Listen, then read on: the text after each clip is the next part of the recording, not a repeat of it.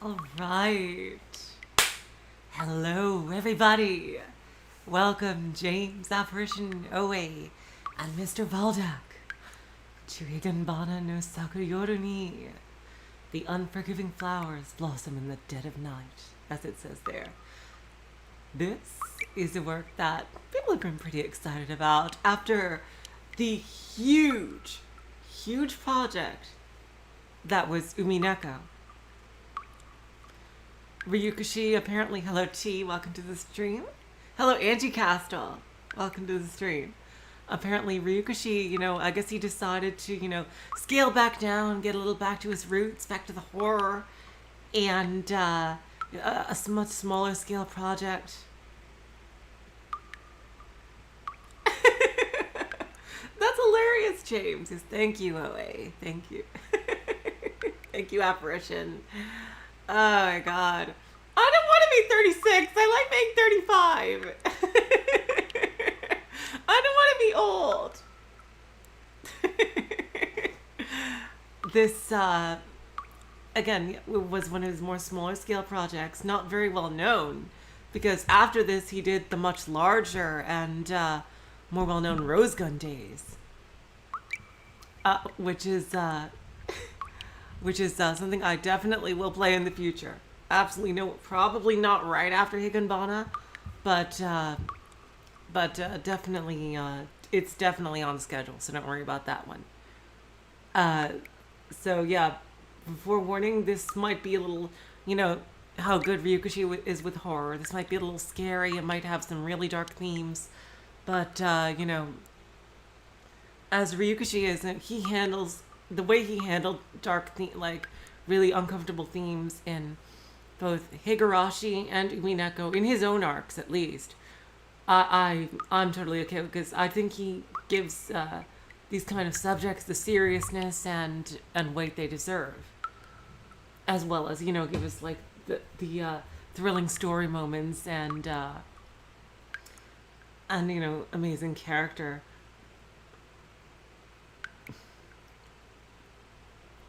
And amazing characterization. So really, it started as a manga and then they just made it into a visual novel by Ryukishi afterward. Interesting. Okay, that's later. I did not know that, James. So without further ado, let's get into it.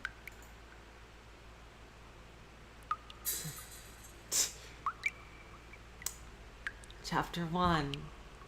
Scenario select. See, like, this is all, this big old creepy atmosphere. All we can hear in the background is dripping water. Chapter 1, Mezo-Mezo-san. Oh, what was that? Couldn't even make out what that was.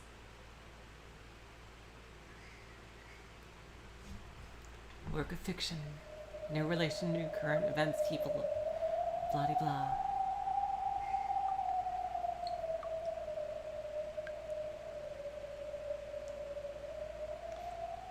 I know very little about it. Eternal Magician, by the way, welcome to the stream.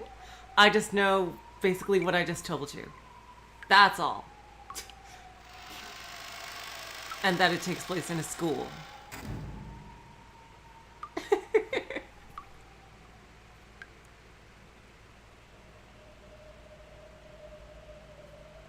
A man exits a bathroom stall and leaves a lone girl behind him. Oh my god. See, well, I'm glad I gave that warning. As for the girl's appearance, if described with a word, it was strange. She wore socks and indoor slippers. If we suppose this is a school, then there's nothing strange about that. On her back, she was wearing a red backpack. If we suppose this is a school, there's nothing strange about that. And she was wearing a bra and panties. Oh god. There was nothing strange about the girl wearing underwear in itself.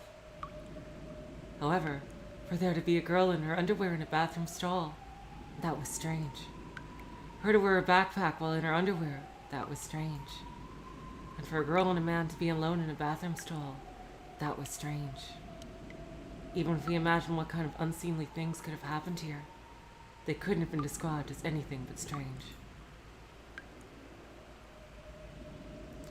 As the echoes of the man's footsteps began to fade away, the girl remembered she was helplessly forgotten, alone in the former school building. As she sank to the floor, she began to shed her tears while sobbing, "Meso meso."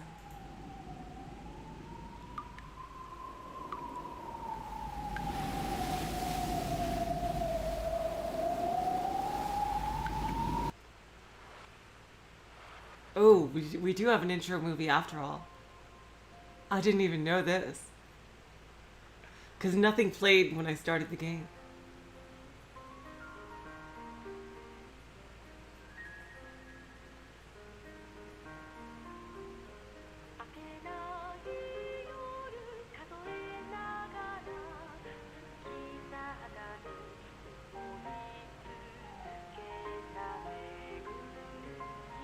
Can you guys hear it okay?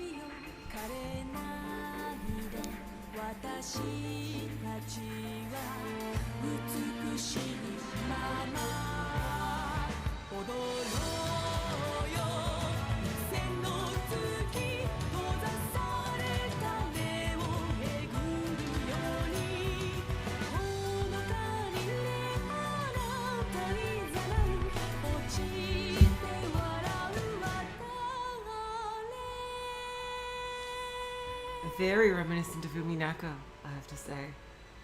Looks like that girl in red is the main character. Ooh. Lovely, calm opening. Please check the title screen for newly added content. Okay. The glossary has been unlocked and is now available.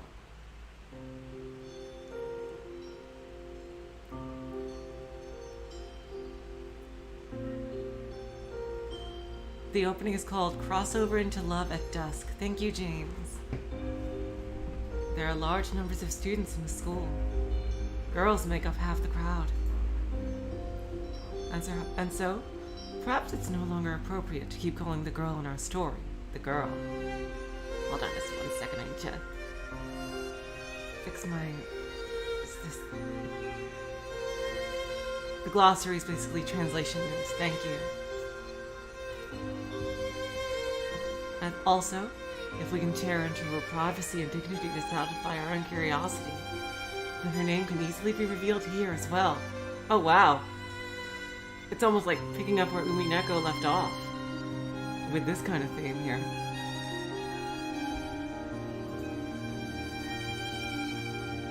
The girl's name is Marie Moria. You think the game is too loud? Okay, thanks. Here we go. Yeah, it is a bit loud. Okay. Is this better?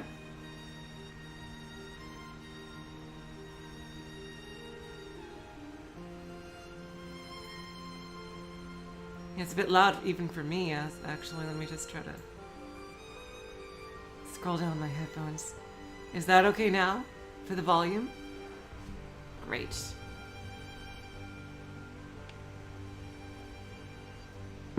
The girl's name is Marie Moria. A redacted year student in the 8th class, she was a kind-hearted girl who worked as a member of the animal raising committee. Her grades were average. She wasn't strong in any subject. PE was her weakest.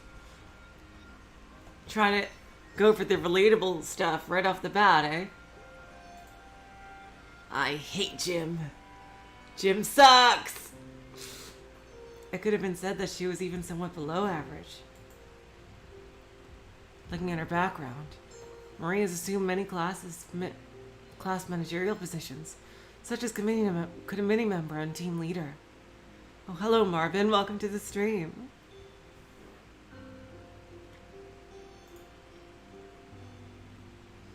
Unfortunately, It's not as if she had any ambition to attain them. Well, you're in luck, Marvin, because I just started.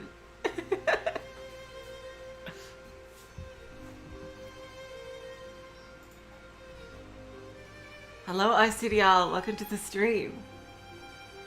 Unfortunately, it's not as if she had any ambition to attain them. Rather, others forced the positions onto her. She didn't have the strength to refuse them. There were times when she had thought of saying farewell to her weaker self. Oh God. And yet, if she had been able to change herself by thought alone, no one would have to suffer. And so, without love for herself, Marie headed down to the dark alleyway called Today.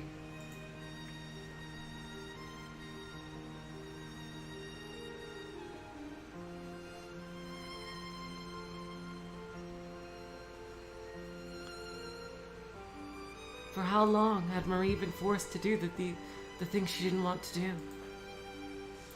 And what kind of shameless deeds was she being forced to do? As for that, there's no need to explain in detail. The girl did things she didn't want to do and continued being humiliated. That's the simplest way to describe her current circumstances. How would she strayed into this sad fate?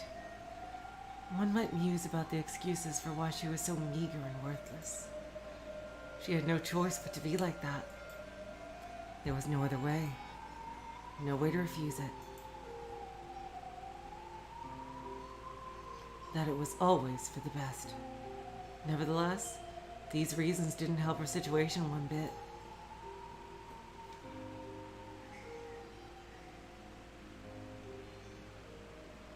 Wanting something in order to make up for one weakness is to invite another weakness.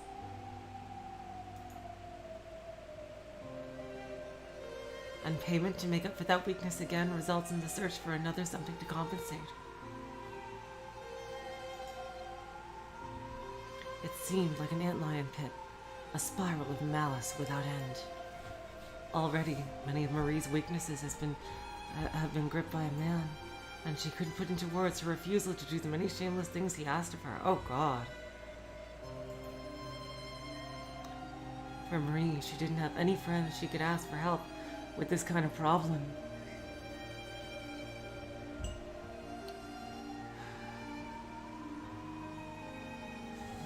Oh God. Jesus Christ. For Marie, she didn't have any friends she could ask for help with this kind of problem. She had family, but there wasn't anyone she could trust if she spoke her mind. There were 3 children in the Moria family, but Marie's sisters were far more talented. Can you guys hear me okay? Since Marie was always on the bottom rung. Oh God, Marvin, that doesn't bode well. Even by just being alive, day by day, she had her sister's superiority and her own incapabilities thrust upon her.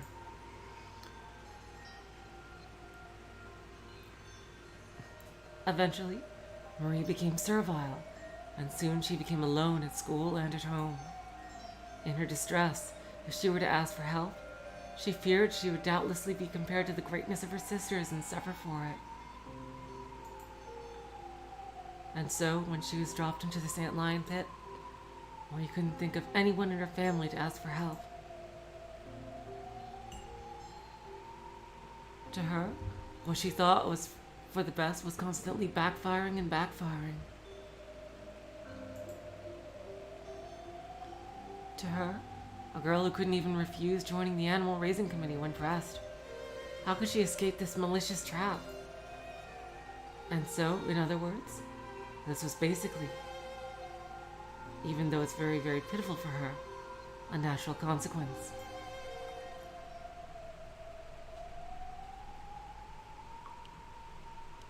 Oh God, that's... Ugh. Oh God, that was her. Oh God. Fucking hell. I was praying it would be someone else, but Jesus Christ. Marie slowly puts on her clothes and once again dons her backpack. And with its weight, she was reminded of the many disgraceful things she was forced to do mere moments ago. And so, for Marie, from the moment she adorned the backpack, she felt as though she was being controlled by that man. Why did it have to turn out like this? In this oxygen-deprived air, I idly thought to myself that even if there was a goldfish that could swim in midair, he would have no choice but to stick his head in the water to breathe.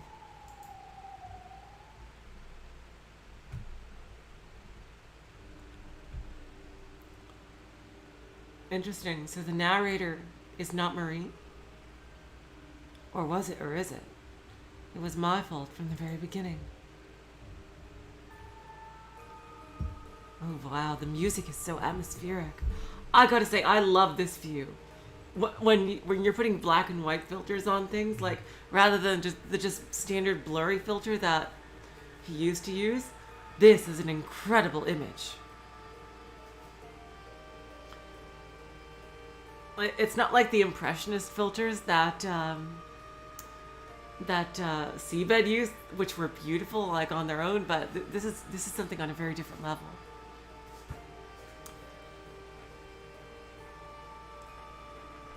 I went and did something I wasn't supposed to, and Sensei found out and blamed me for it. That was something very, very wrong. And if my classmates found out, there's no mistake I would surely be bullied again. It was that kind of thing. So when Sensei said it was all right to keep it a secret, oh God, I felt very grateful to Sensei.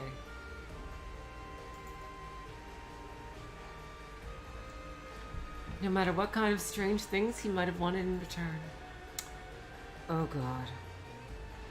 I've been bullied for a very long time. For now, I'm happy that I'm no longer being picked on. That's only because my class has found someone else more worthy of bullying than me. Damn. And so I thought any kind of compensation would have been easier than returning to being the scapegoat once again. Because the role of the scapegoat was a painful one. And so, from the beginning, I was willing to endure whatever he wanted. If I were to compare it to the sorrow and fear of being bullied in class, listening to Sensei's words weren't hard at all. Aside from calling me after school, it's not like Sensei ever teases me. Instead, he goes so far as to punish the classmates who do tease me. She is trapped in just this purest hell. Jesus Christ.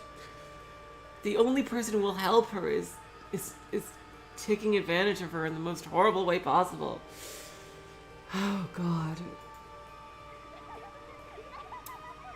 Yes.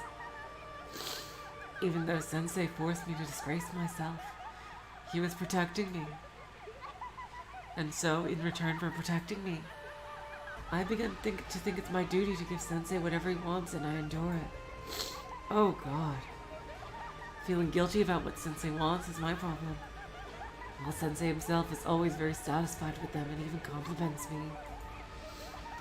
So, I've come to endure it, thinking that what I'm doing is good. But I don't know how to stop his desires. The deeds I should have offered up in gratitude to Sensei for protecting me are now becoming an obligation I must perform for him. The occasional after-school relationship gradually began to corrode into other times as well.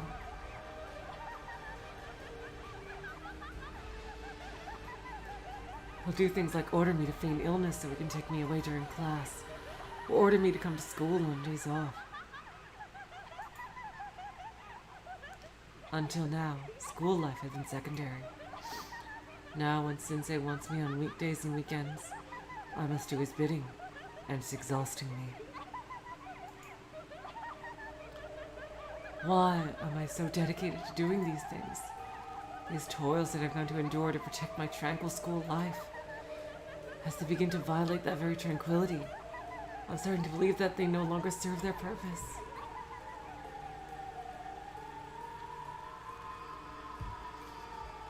However, there's no doubt Sensei helped protect me from those bullies. Like today, a bunch of boys who wanted to pull a prank with my textbook were all lined up out in the hall for me. And he smacked them with an open palm until they were red all over.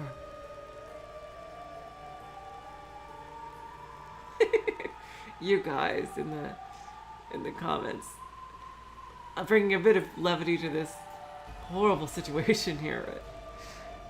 Jeez. He even made them apologize to me. So, I can't think of Sensei as a bad person. Oh god, no, he is! He's a fucking groomer. Oh god. Please, no god, oh god. Rather, Sensei is a good teacher who helps protect me from the bullies. And so, heeding Sensei's desires is the natural way of showing my gratitude for that. On the other hand, feeling uncomfortable means that I'm starting to lose that appreciation. Ugh, that view is just... Is Sensei a good person or a bad person? I don't even know that anymore. Just today I did exactly as he said. Sensei ordered me to put on a backpack while in my underwear. His order seemed as if he wanted me to thank him for his day's work. And it hurt because I didn't feel that thankful. If Sensei didn't protect me, I'd probably be bullied in class right now. Compared to that, this is okay. Even though I thought that way, I couldn't stop myself from continuing to cry and sob. Misso.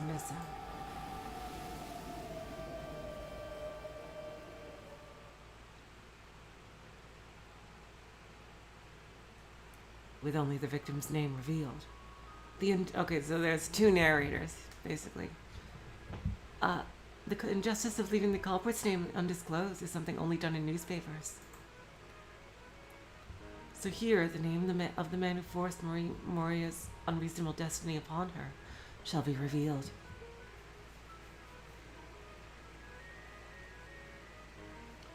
That's him. Another Adachi type, which totally fits. Oh god, Void Dweller. Welcome to the stream. Just as divulged in the girl's monologue, this man is Marie's homeroom teacher. His name is Yoshihito Kanamori. Young with a slender figure, even in his calm composure, he hadn't lost his humor. He was a popular teacher who many girls longed for. Oh god. But that was just a matter of his appearance. On the inside, he crushed the meager desires of these girls underfoot, and he had plenty of them. He was the worst. He once had his sights on a sacred position and might have been a virtuous man. But the pressure of the real world dispersed his unrealistic dreams. You did, Void Dweller. Before long, coupled with the pressure of work and unrewarding days, he began to embrace an irrational anger.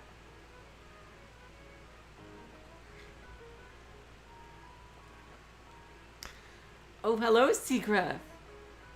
Welcome to the stream. I just started, but it's very atmospheric so far. I can't wait to get more into it. Even though he selfishly devoted himself to his work, no one was grateful to him for it. All he had was the trickling of his own meaningless sweat. And yet there were a lot of people in the world who would stand on his shoulders and sip that delicious sweat.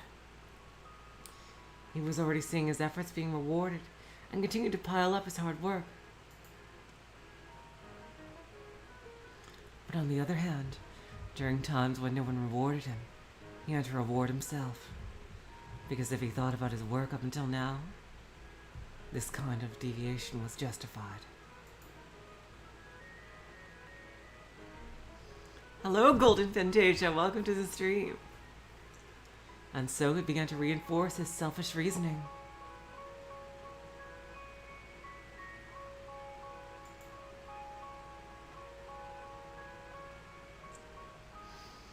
And that could only be his unconscious rage. Yeah, Ryukishi has improved his art since Umineko.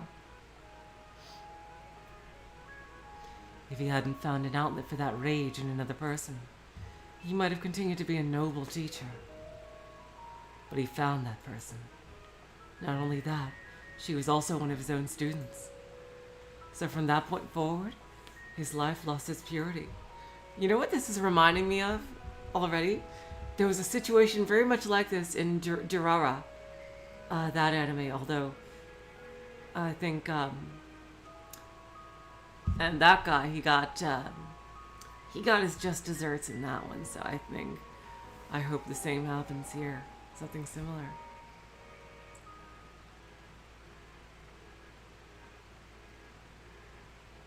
Oh God, Marvin. Jeez.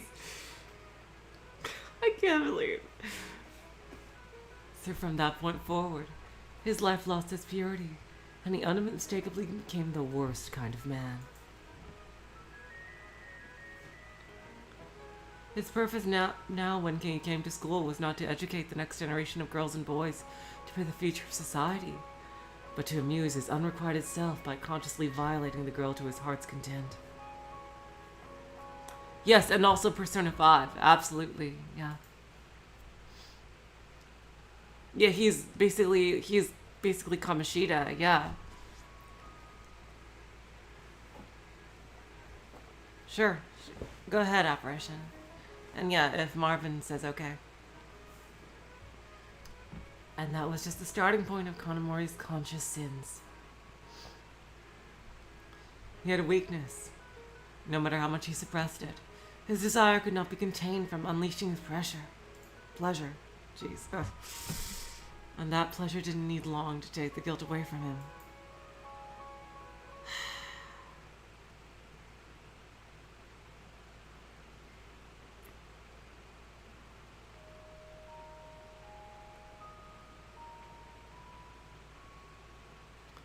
The listless morning staff meeting knew no end and went on and on.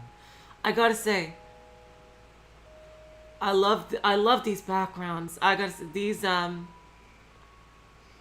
I think that the Ryukishi has gotten better with the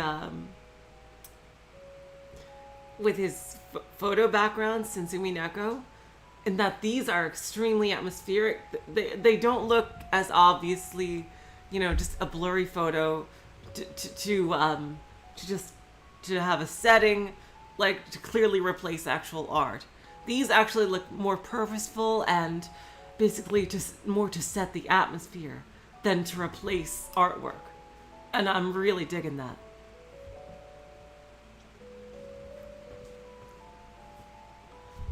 The listless morning staff meeting knew no end and went on and on. Complaints from parents about the quality and differences in each other's class report cards.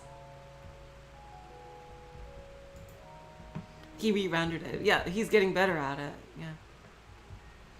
Complaints about the harsh rule of not being able to use towels in the school's pool due to the spread of skin disease.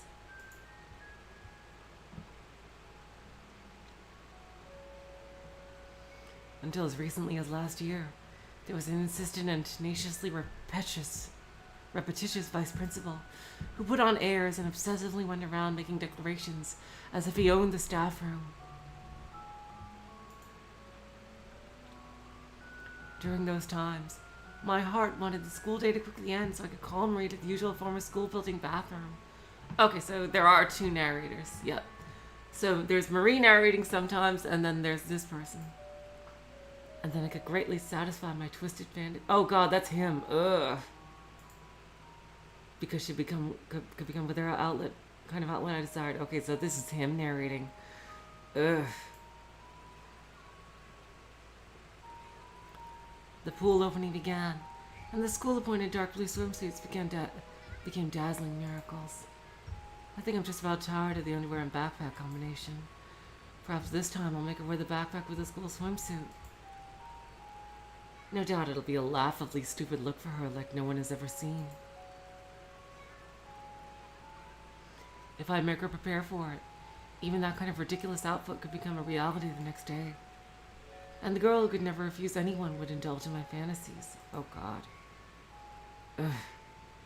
To control one girl with just this kind of criminal conduct I was able to imagine myself as having reached a complete level beyond anyone else in the staff room. Yeah, he's Kamoshida, basically. Plenty of different philosophies have questioned how humans could elevate themselves. How could I elevate myself as a human? How could I be at ease without being looked down upon by others? These were things I'd worried about in my younger days. But the solution tumbled right under my nose. To control someone and to stand above them. By only doing just that, I was able to conquer a complex that had vexed me since childhood.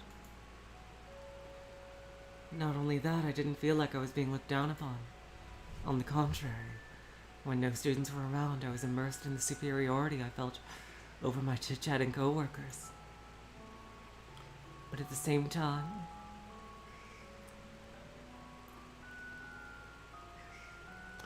as for those fears that should have completely disappeared,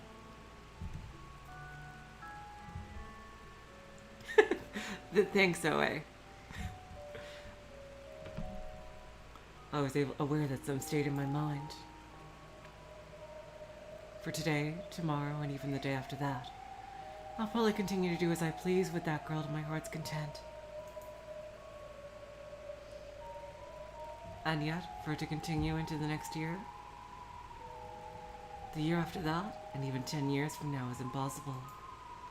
Marie Moria, not unlike other students, would soon change schools, graduate.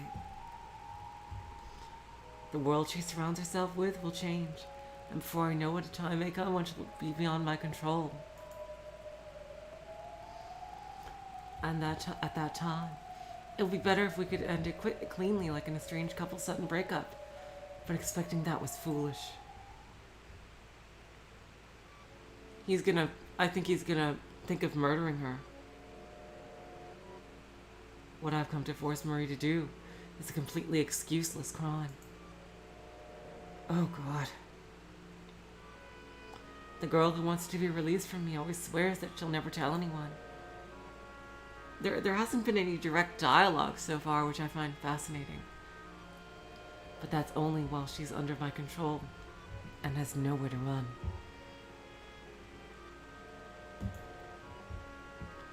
If her circumstances change, there's no doubt she'll immediately change that and report me to the police. For instance, how much longer can she remain obedient? People don't submit to the very depths of their souls. Until that day comes when they are released, they can only look to lessen their oppression. Someday Marie Moria will surely betray me. With that in mind, how could I keep this going for even just one more heart-melting day? Seriously, Mr. Valdek. And when faced with the end of those days, how could they end peacefully? I already got one plan, James. It's interesting that there's no dialogue yet. I began to ponder.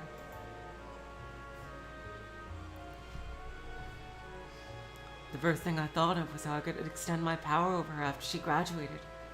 How could I control her forever without betrayal? And it's not like our bodies can last forever either.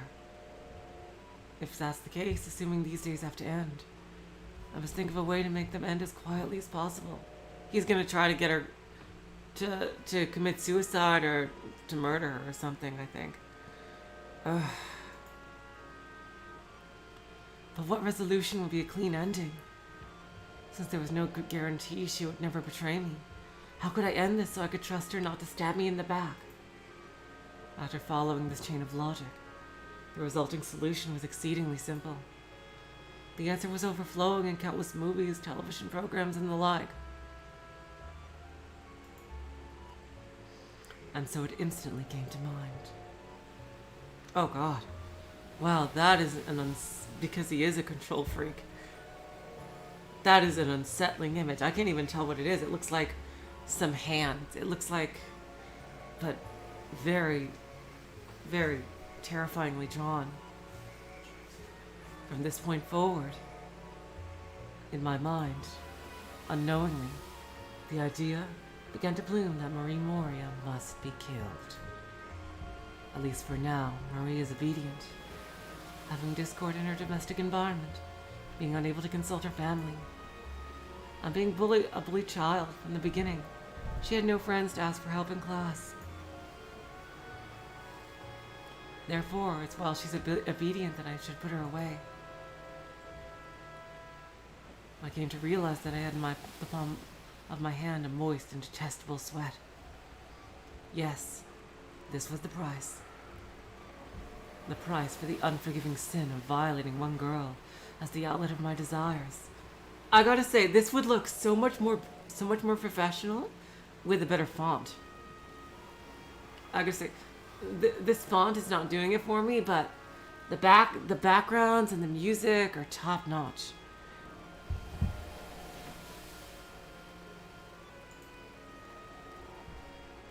The price for the unforgivable sin of violating one girl as the outlet of my desires.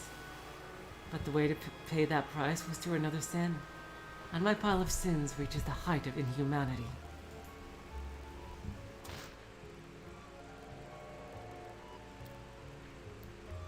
But there are plenty of guys that are worse than I am. Until today, no, even after today, I'll continue to devote myself, and I'll uphold my noble teaching profession better than anyone else. I'll energetically handle teaching homeroom, and as for club advisement and trouble with parents and the like, if someone complains, I'll handle everything and continue on without reward. After all, if I think of all that I've achieved so far, putting aside a crime to this degree, I still can't be considered a bad guy. Oh, for fuck you. Fuck you. Damn, he is Kamoshida to a T. Ji-chan, oh my god, you're here. This one's pretty heavy from the get-go, Ji-chan.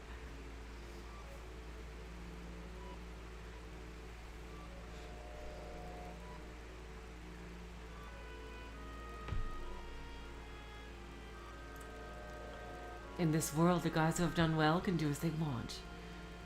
And guys who can't end up always getting used. And the guys who can't, oh, there should be a comma, end up always getting used until they drop dead. That's just it. Am I not just teaching the girl who aptly fits my reasoning, Marie Moria, that special lesson?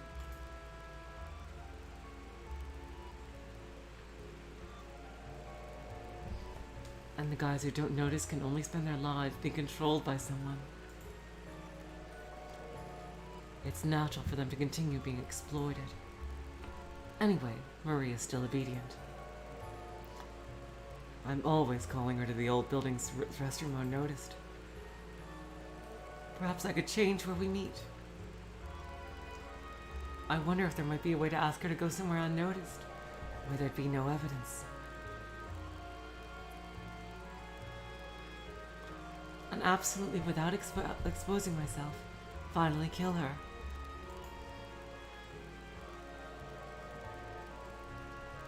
I'll think it over. I have to come up with a foolproof plan. Although it's not as though I have to rush my plan by today or tomorrow. Because at least for today and the days after, Marie should have no way to escape from my control. What kind of pleasure shall I indulge in today? Ugh. Again, I allowed my mind to fill with perverted fantasies. Oh my god, Ji-chan, you've been playing 3 houses! Kick ass. And until the long speech by the vice principal ended at first bell, for a long time those fantasies continued.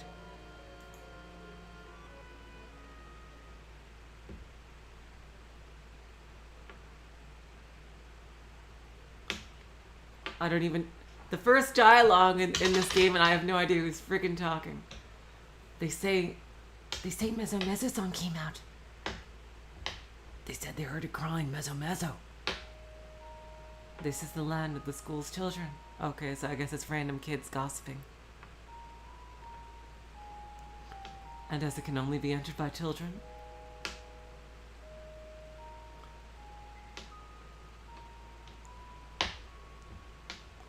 often strange superstitions spread among them.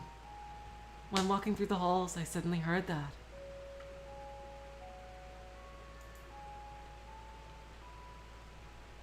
Recently, I've heard that name around as if it was a new school ghost. A school yokai is just that. I know what a yokai is. For example, if the science room skeleton starts to dance in the middle of the night, or if someone sees the moving eyes of the music room's Beethoven statue. Schools everywhere have them, and without a better alternative, they are often introduced in school ghost stories. There are also stories like the school's 7 mysteries. Something like that is in so many different games. Seriously. That must be a real thing in Japan, because I see something like that in almost every Japanese game that involves a school of some kind. Like it was in Kingdom Hearts 2, and a bunch of so many different things. It's always the 7 mysteries. I don't really know what kind of yokai make up the 7 mysteries at this school. Yep. Oh, you can hear the fan in the background? Yeah, it got so warm randomly. It was crazy.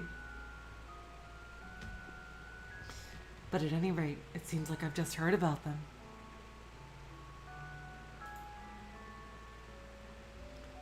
It looks like the children are talking about a yokai called Meza-Meza-san. As this name implies, it seems like it's a yokai that cries Mezo-Mezo. I wonder what Mezo means. It was a truly childish and simplistic naming. Yeah, because of the reduplication. When I moved to hurry past him with that thought of how stupid it was, I stopped suddenly in my tracks. Because then I heard them say this. Yeah, that Meza-Meza-san, right?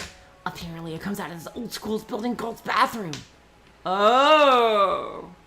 Okay, so someone is hearing what's happening.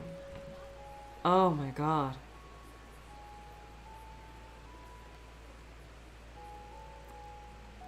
Oh, hello DQA, welcome to the stream. Oh, it's an onomatopoeia for sobbing, I see. Oh god, they're just hearing her. And then inside the stall it cries Mezo-Mezo. Oh god. And if you think it might be someone's crying, and knock on the door. Oh, that's still... If you think it might be someone's crying and knock on the door, you'll start to hear it from inside.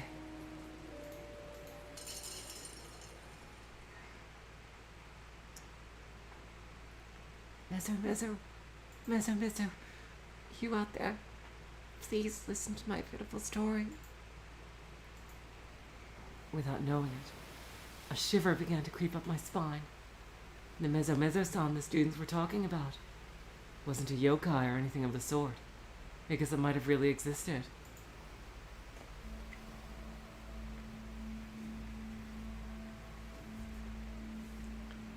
In the old school building's restroom, someone had been crying. And when someone asked what was wrong, they answered, "Please listen to my pitiful story." I swallowed hard, and I felt as if needles of ice were driving me to desperation. That wasn't some kind of yokai, Marie. It must have been Marie Moria.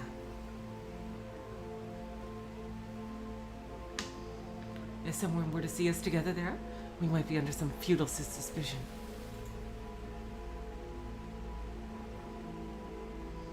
Like always, after we'd end our after-school rendezvous, I'd leave first. And she would probably leave sometime afterward. Basically, after I leave, Marie is left alone in the toilet stall. From there, on some off chance, a student or someone went and entered the old school building. If they went to hear the girl crying inside the stall, Marie would doubtlessly want to tell them her story. Even so, the student who went there thought it was a yokai and must have run away. That is quite a coincidence. Or perhaps a miracle. Jeez. Without knowing it, I've avoided a deadly crisis. If that student hadn't thought it was a yokai and lent an ear to Marie's story, there's no doubt that right now I'd be in a jail cell. But even with that miraculous coincidence, I couldn't stop my cold sweat. Right, but they say if you listen to Mitsumizu-san, you must not speak to it. Well, if you do speak to Mitsumizu-san, and you see its true form after opening the door, I've heard then it gets gruesome. Gruesome? Oh, there's that CG from Umineko. They say you'll be dragged into the stall, and after breaking every bone in your body, it'll kill you. And so they say, don't speak with it, and don't look at it. Scary, scary, scary! Yeah, but people don't normally go to the old building bathrooms, so it's just a good story to get people to go near Mitsumizu-san's stall, isn't it? They'd say, you'd better not go there, don't go there. But then they'll obviously go, and if Mitsumizu-san was really there in that stall, now that would be scary.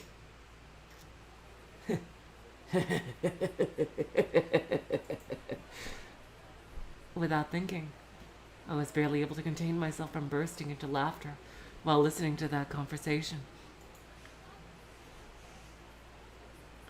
Someone who had heard Marie Moria's cries made a ghost story. Up until that point, this had been a dangerous miscalculation, but I would never in my dreams have imagined for them to advise against going near the stall. Marie's cries that wanted salvation ironically backfired and drove students away from her. The girls are superstitious. And naturally they wouldn't imitate this sort of transgression. Hello Dante, welcome to the stream, and hello Lambda. Wow, we've got a lot of familiar faces here today. Welcome to the stream.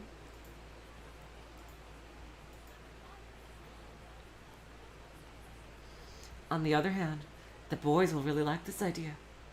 However, no matter what kind of reason they might have, the girls' bathroom is such a forbidden place for prepubescent boys that if they were to set foot in it, they would be accosted for it. In other words, Mitsumizu-san's ghost story, now more than ever, has driven people away from that bathroom.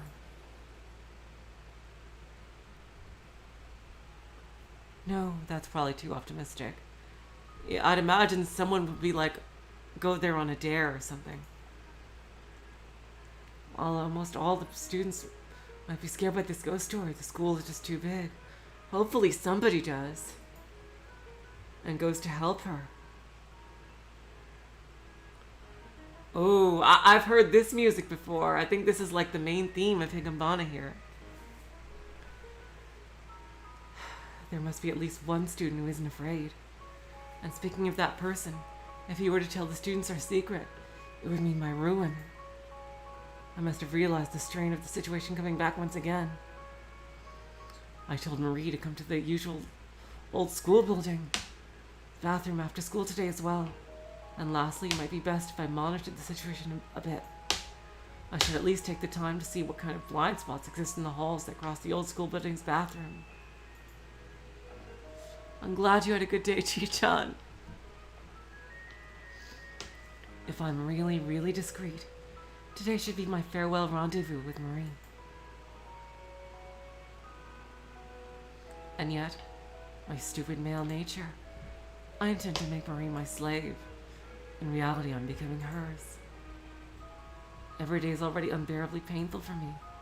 So forcing Marie to help heal that pain at the end of each day, I come to the point where I was unable to resist even a single day without her.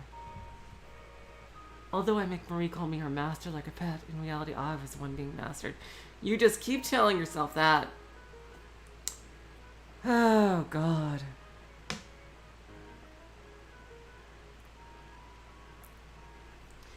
For Marie, a day I didn't call for her was probably a day of rest. But for me, because I didn't summon her, I would suffer that day from a pain that went unhealed.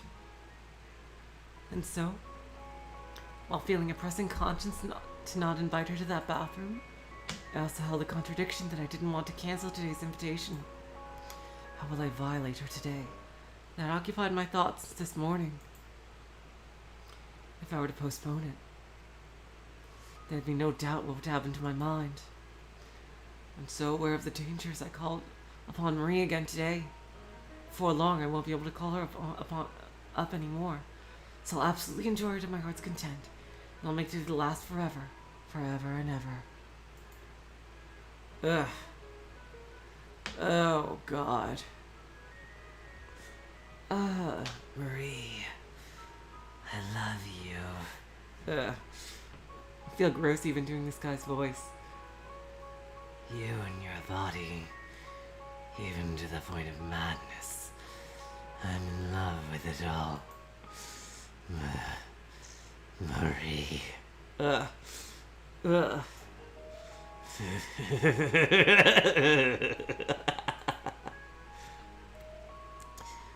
Oh, God. I think I found a voice for this guy. Oh, God. Of course, Mezo-Mezo-san's story even reached Marie's ears. Mezo-Mezo-san's story had become the hot topic for the rumor-loving girls of Marie's class 8. How creepy! I didn't go to the old school bathroom's toilet, but now I really don't want to use it. I don't think he's the protagonist, but I do think he's a major character in this story. But it's scary! Even if it wasn't in the old school building, if I were to knock on a closed stall door and from the inside heard Mezo-Mezo, I'd freak out. What would you do? Let's say you knocked. And it said something like, Mezo-Mezo, you there, listen to my pitiful story. No! Run away, run away! Just by replying it like that. It'd probably kill you by crushing every bone in your body, right? Stop it, Marvin. Battler would not do that. No, no, no! While listening to this, Marie was feeling sad. Why doesn't anyone listen to the sorrows of the person inside? Marie also realized that it was probably about her. She didn't remember it well, but earlier she was forced to do something horrible that she had never done before. It was hard for her. Ugh. Painful. And after she had been released, she couldn't hold back the tears.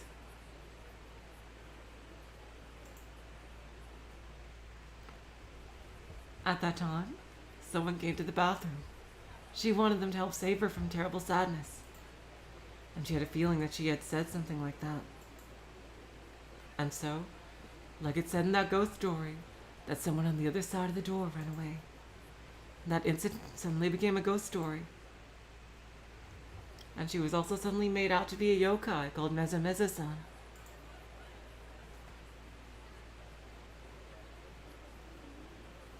Yeah, Frieza would actually be fun to voice. Although, I gotta say, just going slightly off topic here, I love Little Karibo's Frieza. He did such an incredible job with Frieza. My God. I loved everything about his work for that role. Like every little nuance, like every little, like being peeved and annoyed, but also overconfident and haughty, like, and just the right seriously. Damn. I don't think I can get to that tone for Frieza, but like Little Karibo's Frieza was just like fan-fucking-tastic. Okay. Sorry, I just have to gush about voice actors.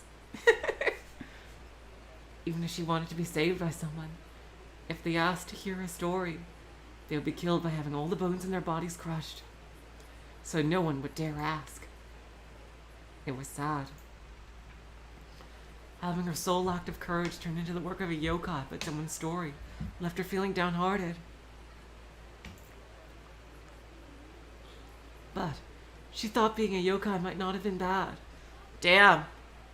He's kind of, with this and some other things, it feels like he is continuing off the themes of Umineko. Because she didn't get know when those nightmarish days would end. Marie's heart had already become like ash.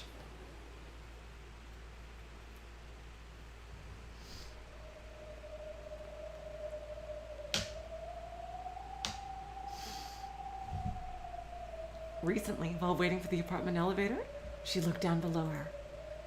And despite being on the 8th floor,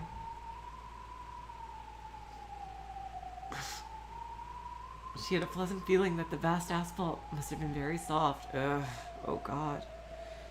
I can't believe they have such huge schools in Japan.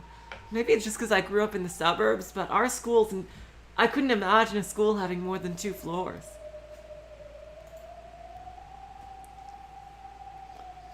For someone without family, school, and a place in the world, who no longer knew what tomorrow would bring. Could the asphalt truly and kindly bring it all to an end? Oh god. Something's gonna happen. Oh god. And so she thought.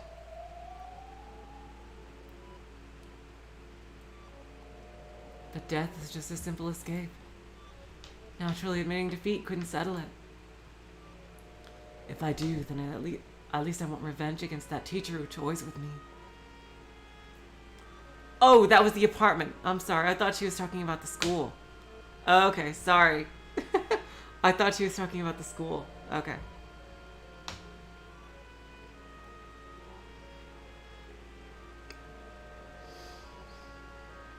If I do, then I at least want revenge against the teacher who toys with me.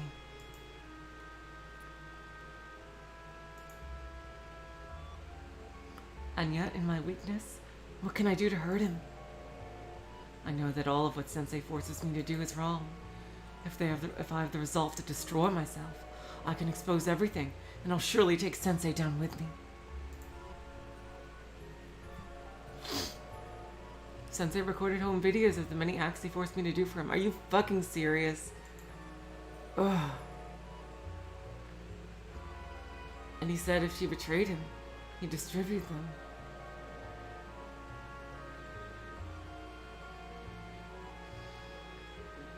That's a total bluff. Surely he's not that stupid. Surely he's not that stupid. That's like evidence that would put him away for the rest of his life. If I have the resolve to ruin myself, I can take Sensei along with me. But after ruining myself, probably even just by being alive, many painful days of shame would await me. Between that kind of horror and my desire for revenge, I've thought plenty about both results.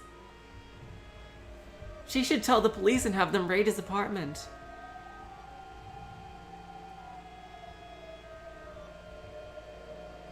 If I can't escape no matter how much I try, all that's left is suicide. Ugh. But if there's another way, I don't want to die. Can I have my revenge without dying? There's no way such a convenient method could exist. If I want to live without any sort of revenge. Then today after school, at the appointed time, I had no choice but to go wait for Sensei in that bathroom.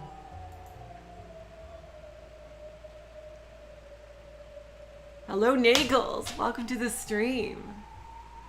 Then I thought, I really should become the yokai Mezo-Mezo-san then. Damn, we are just interested.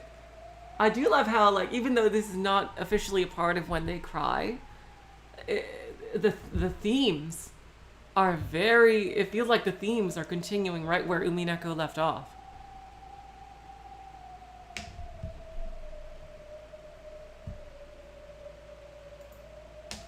Mezo-Mezo-san is a terrifying yokai, and it said that it drags its victims and kills them by crushing all their bones with its horrific power.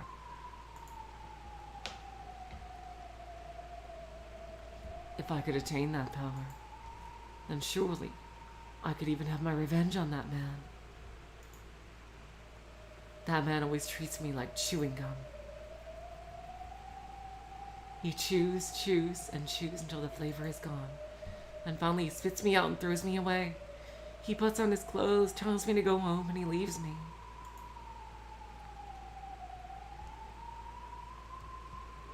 God damn it, Marvin.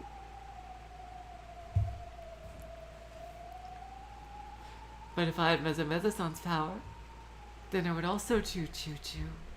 And if I ground his bones into dust, I'd spit him out. And so, I wanted to become a yokai and cease being human.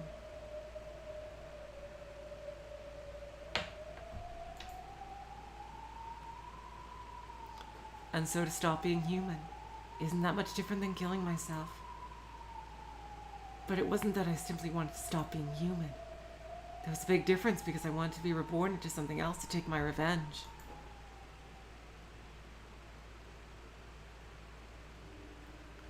Lately, I've come to understand that that's all that's left for me. School illustrates life.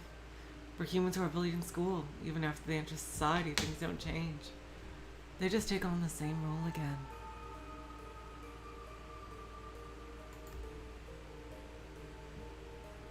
While in school, humans who can't break away from the bullies become unable to escape from them for the rest of their lives.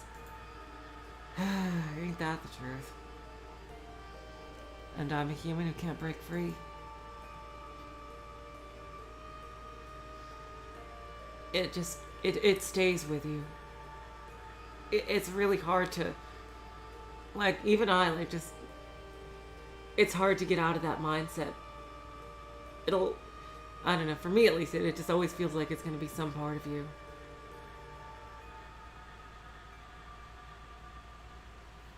Being bullied in school. Ugh.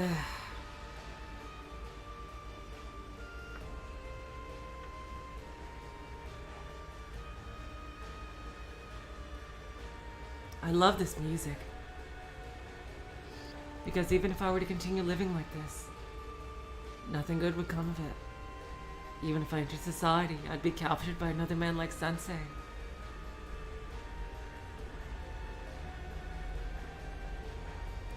And I'd be fated to return to those days once again, unable to break free. Oh, Void Dweller. Yeah, oh god. You don't know the freaking half of it. Middle school was not a time in my life I'd ever like to revisit. While I understood that much, I didn't have the courage to simply choose death. After all, becoming a yokai, wanting revenge and the like, those were strange ideas, and I couldn't tell if they were positive or negative. I wonder, could I become Mezo-Mezo-san? Oh god, Ji-chan, no, don't cry. I'm so sorry.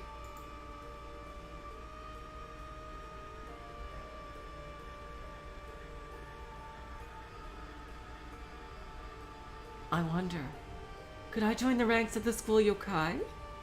I was truly the Mezo-Mezo-san that everyone was gossiping about.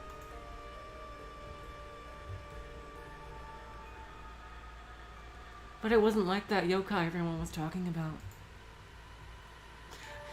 Ji-chan! Ji-chan!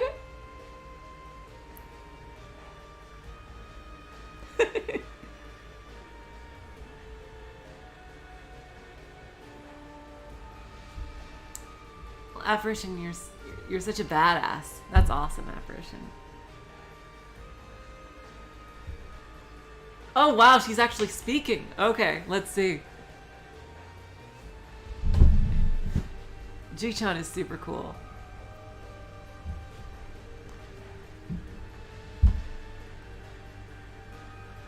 Let's see, God. Oh god, what voice am I gonna give her? Even though I'm... here we go. Got it. Even though I'm Mezo-Mezo-san, I wonder, how could I really become Mezo-Mezo-san? As Marie idly wondered that question, she absent-mindedly wasted time in the library while waiting for the appointed time after school. She must have been talking to herself in a whisper. Even if there were people listening, her voice must have been too quiet to warrant asking if she had said something. Even so, since that whisper received a reply, Marie couldn't help but be surprised. Oh! Okay. Let's see. Yeah, Ji-chan is too badass. Who's this? Okay, so is this someone who's gonna save her? Let's see. So you're saying you're Mezo-Mezo-san? Huh? Who's talking to her? I don't know who this is. Oh, it's the main girl here. Okay. Well, I know from the opening she's very important. Suddenly, there was a girl in front of Marie. Of course, the girl was someone Marie didn't know. There were more than 10 classes for each grade in this mammoth school. Exchanges and transfers of students were common.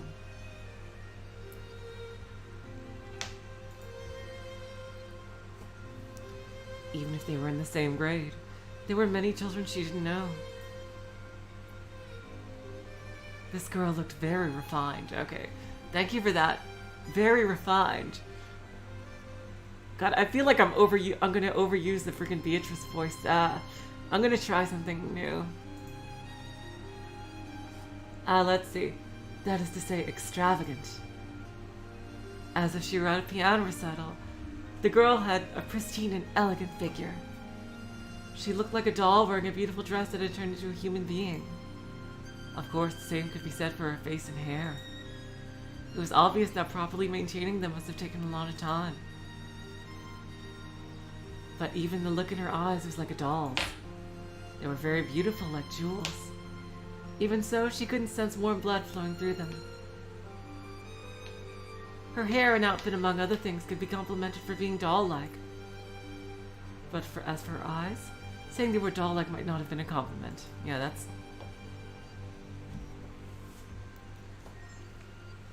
By the look in this girl's eyes, Marie was left with that kind of impression. Could this girl be in the same grade, or in a grade above? If the girl were an upperclassman, Marie had to watch her language. Because Marie at least wanted to know what grade she was in, she looked at the name tag of the girl in front of her. But it couldn't be made out, as if the name tag had been blotted out by the rain. People are very... Okay, let's see. Let's try... never mind my name tag. I want to see yours. Show it to me. Oh, I'm sorry. Marie's arm had hidden her name tag, so the girl hadn't been able to see it. And since she had been caught peeking at her name tag, Marie hurried to show her own. A kid from Class 8, huh? This school has so many students, so I can't really say I'm familiar with that class.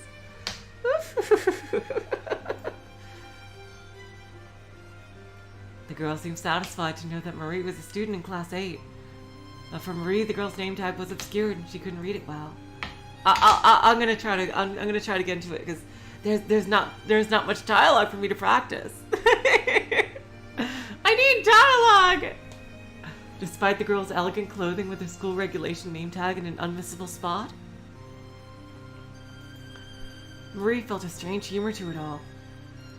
Marie strained her eyes as best she could and read only the class, but something was strange about that too.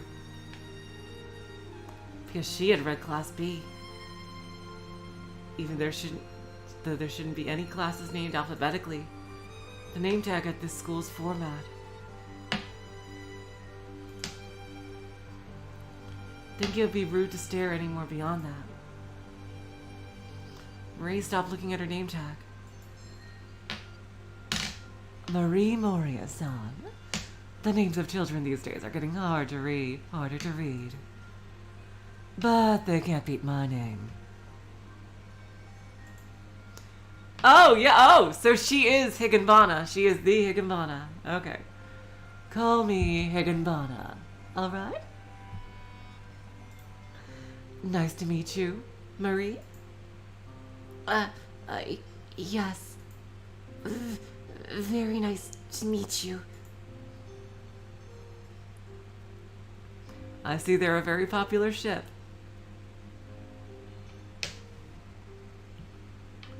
A girl called Higanbana, but it could be her first name or last name. Marie couldn't decide. Okay, so Higanbana is a person's name. Interesting.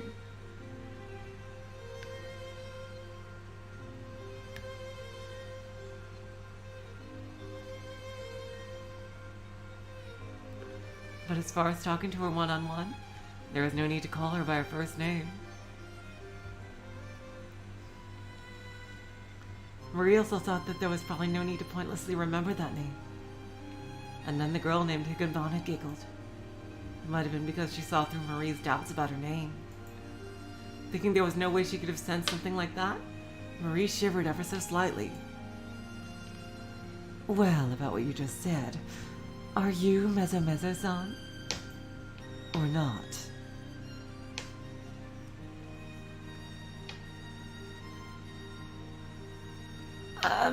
Well, that's...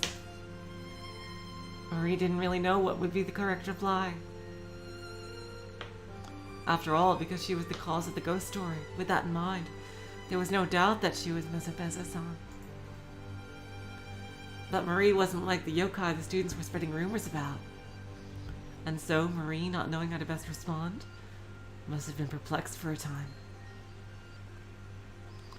Higanbana giggled watching Marie's bewilderment. It was as if she understood even without Marie saying a word. There are a lot of children gathered here at a school this big. I got it, yep. Somewhere between Beatrice and Mammon is what I'm going to go with. Unless she does something to refute that. Did you know? Yokai gather the hearts of people. So if there's a school with this many students crowding about, then more yokai would gather here than at a normal school. You know, don't you? The school's 7 mysteries. The 7 yokai that reside in this school. Having 7 seats would have been plenty for a normal school. But for a school this big, don't you think there'd be room for more than 7? So there's been talk about increasing the number of seats for yokai in this school.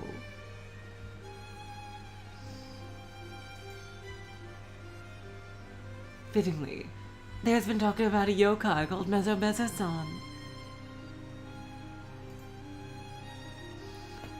I've been searching, thinking what kind of child it could be. Y'all are way too nice to me.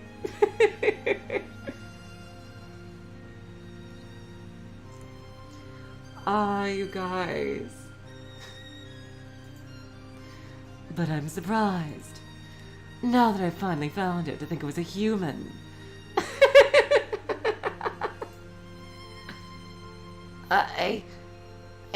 Well, but I'm not a yokai. That's... But you're Mezo-Mezo-san, right? I don't think it matters that you're human, darling. Among the 7 mysteries, it seems there are also former humans as well.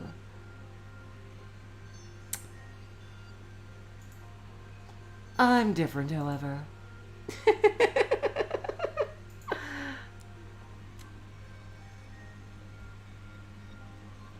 As if she were a beautiful doll surrounded by elegant furniture.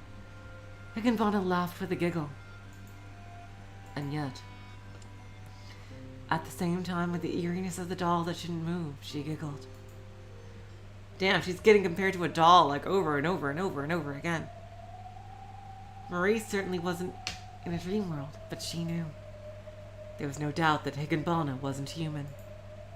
And she had come to choose a suitable new companion. The new yokai, Mezo-Mezo-san. There was no doubt. Higanbana-san, are you a yokai? Yeah. In class, I'm called the Dancing Higanbana, the 3rd rank of the 7 seats. Ooh, there's 2 stronger than her. Once in a while, I'm mentioned by a nurse as well, darling. A doll that for some reason had been left in the infirmary.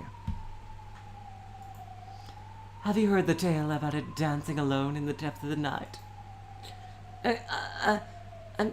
I'm sorry. I don't really know that story. Oh. I see. Well, thanks for humoring me. Damn. That was the first time Higanbana's expression dimmed as she frowned. It seemed that having Marie not know her name made Higanbana uncomfortable. Well, if we're going by Umineko rules, that means her existence is threatened. But looking at that expression, Marie finally realized that she could talk to her.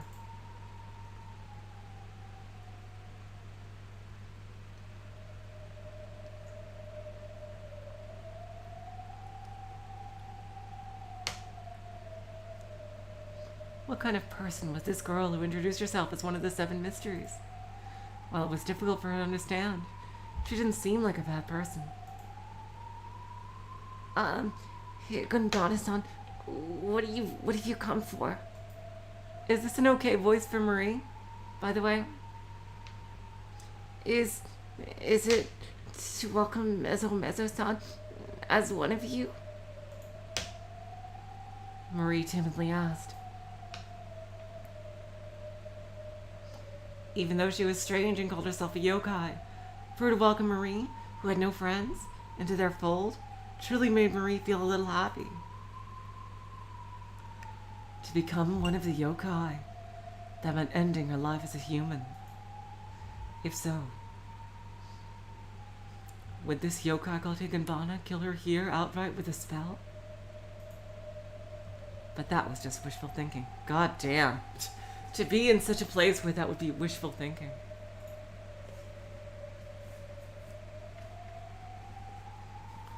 If she didn't have the courage to take her own life, the days of being that man's plaything would continue without end. She thought it'd be much better to be killed with a spell right here, so she could be welcomed as one of Higanbana's kind.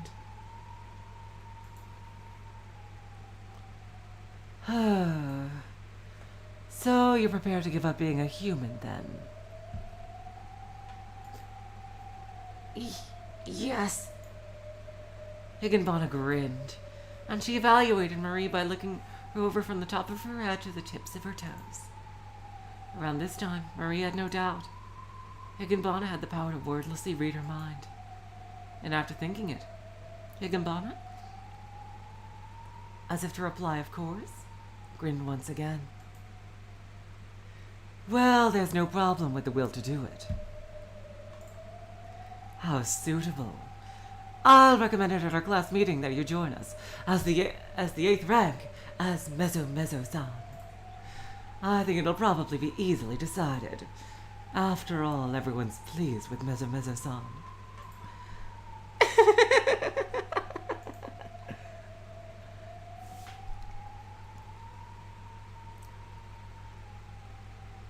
Higanbana laughed as if she were in a good mood. But in a blink, even though Marie could still hear her laughter, Higanbana's figure disappeared. Oh god, if Higanbana is the Beatrice of this story, I can't wait to see her go all out.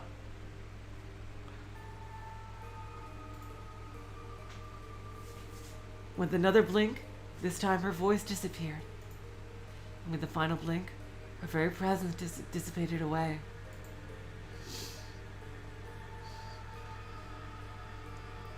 And so it happened before she could react. Marie frantically searched for Higanbana, but she didn't find her again. Since she disappeared, she understood that Higanbana wasn't human. She felt happiness knowing that she had been invited to be a part of that kind of existence. See, if that happened to me, I would be freaking out. I would just be so happy that supernatural stuff was real. I would be like freaking just... Oh my god, I would be cheering out the side the fuck of my mind. Like, oh my god, yes! That means the chance that after I die, I would not completely disappear from existence as lowered dramatically. And I would just be so fucking happy. That, yay, supernatural shit is real!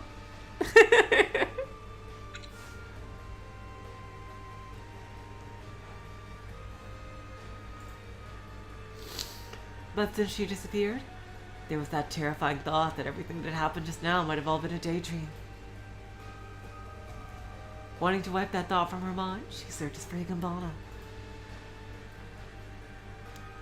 but she can't find her.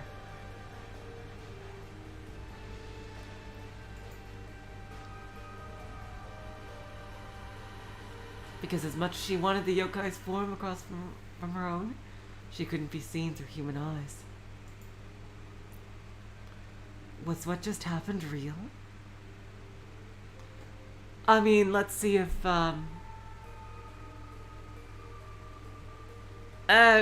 I guess Mr. Valdek, but I think any fate is better than non-existence.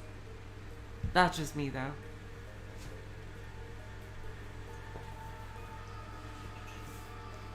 Well, I think a way to check if it's real would be to see if Higanbana was a real legend in the school, since you had never heard it before. Oh, well, reincarnation too, Mr. Valdek, you know. That's also on the table. Yeah, I would definitely take reincarnation too. That's also good. But I'm talking about cessation of existence versus pretty much anything else, is what I mean.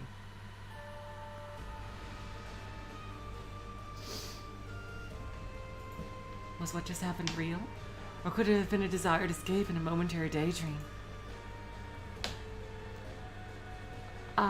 Marie, well, believe in Higanbana's existence. There was no way that this vivid experience just now was an illusion. I will accept this invitation from the school yokai. By ending my humanity, I finally found a way to escape from my days of suffering. Surely I'll attain the power I need to take my revenge on Sensei if I rid myself of this human life. But I also understood that cursing someone digs two graves. If I'm not prepared to lose everything, I can't have my revenge. Hey. Ooh.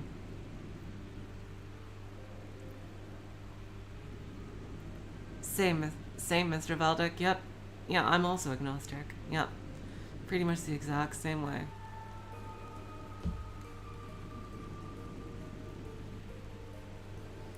The resolution to cease being human.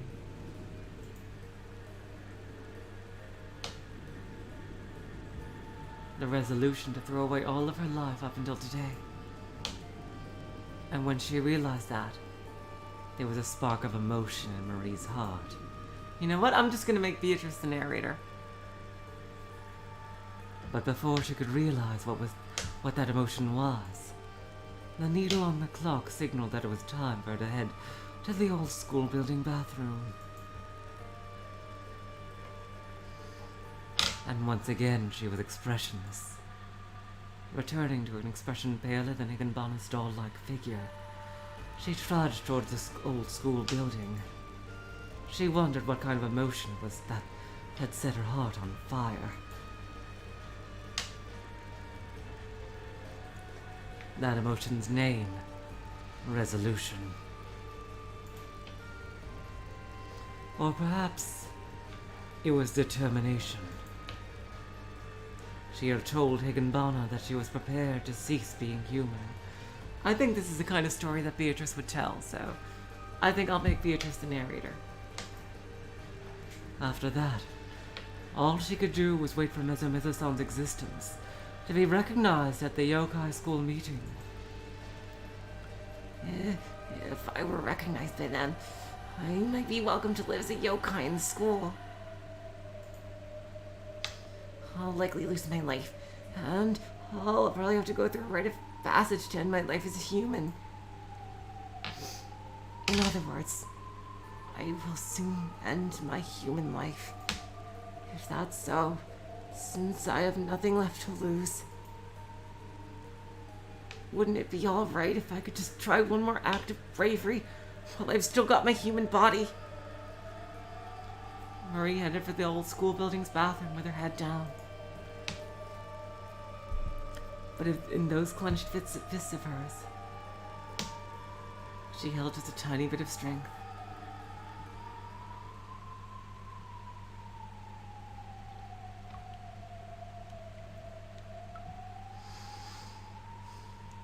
Sensei, I'd like to speak with you.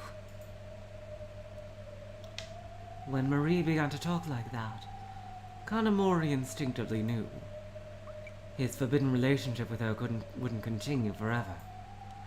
The day will come when it will end somehow. And he knew that that day had finally arrived. Uh-oh. Because Marie wanted to end their relationship today. And as he heard her awkward tone, before he had finished listening, he understood everything. But in spite of knowing that a day like today would eventually arrive, he hadn't thought that it actually would be today, and Kanamori was considerably flustered. While he knew that this day would finally arrive,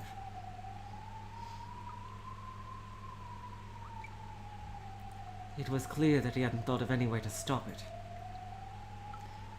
Are you so sure you want to say that? Even though I have videos of you and I. Are you sure that you want someone to see those embarrassing videos? I don't want someone to see them. But if someone does, then I think Sensei would be in trouble too. I mean, I think that's fairly fucking obvious.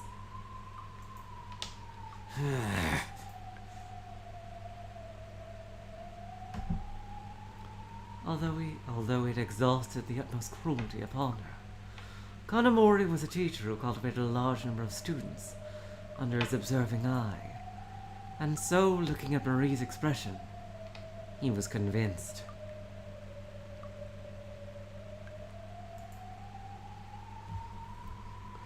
Marie had the courage to speak the words that would end it. Moreover, while putting it into words, she was gaining more and more courage in what she had to say. This was bad. The more he was trying to calm her down, the more stubborn she would get instead. But for Marie, who had been that shy and submissive, why did she suddenly have this much courage? It couldn't be. Had she told someone and asked for help? That would be the end of me. The risk of those days, leading 2 lives. I should have known the risks more than anyone. But I had forgotten the riskiness by overindulging in these days of pleasure. I had presumed that by using a tape as blackmail, I could make her surrender. The recordings of the deeds I'd forced Marie to do naturally didn't just have meaning as insurance. They were the only thing that satisfied my own base desires. But conveniently, it became a control to prevent betrayal from her. Tape recordings of the acts became a threat. One that was useful for Marie's particular stereotype. But those tape recordings that threatened her like a gigantic dominating fortress were quickly negated. And the slash shackles that had held Marie until my control were beginning to fade from existence. Did you talk to anyone about this or something? No. I still haven't told anyone.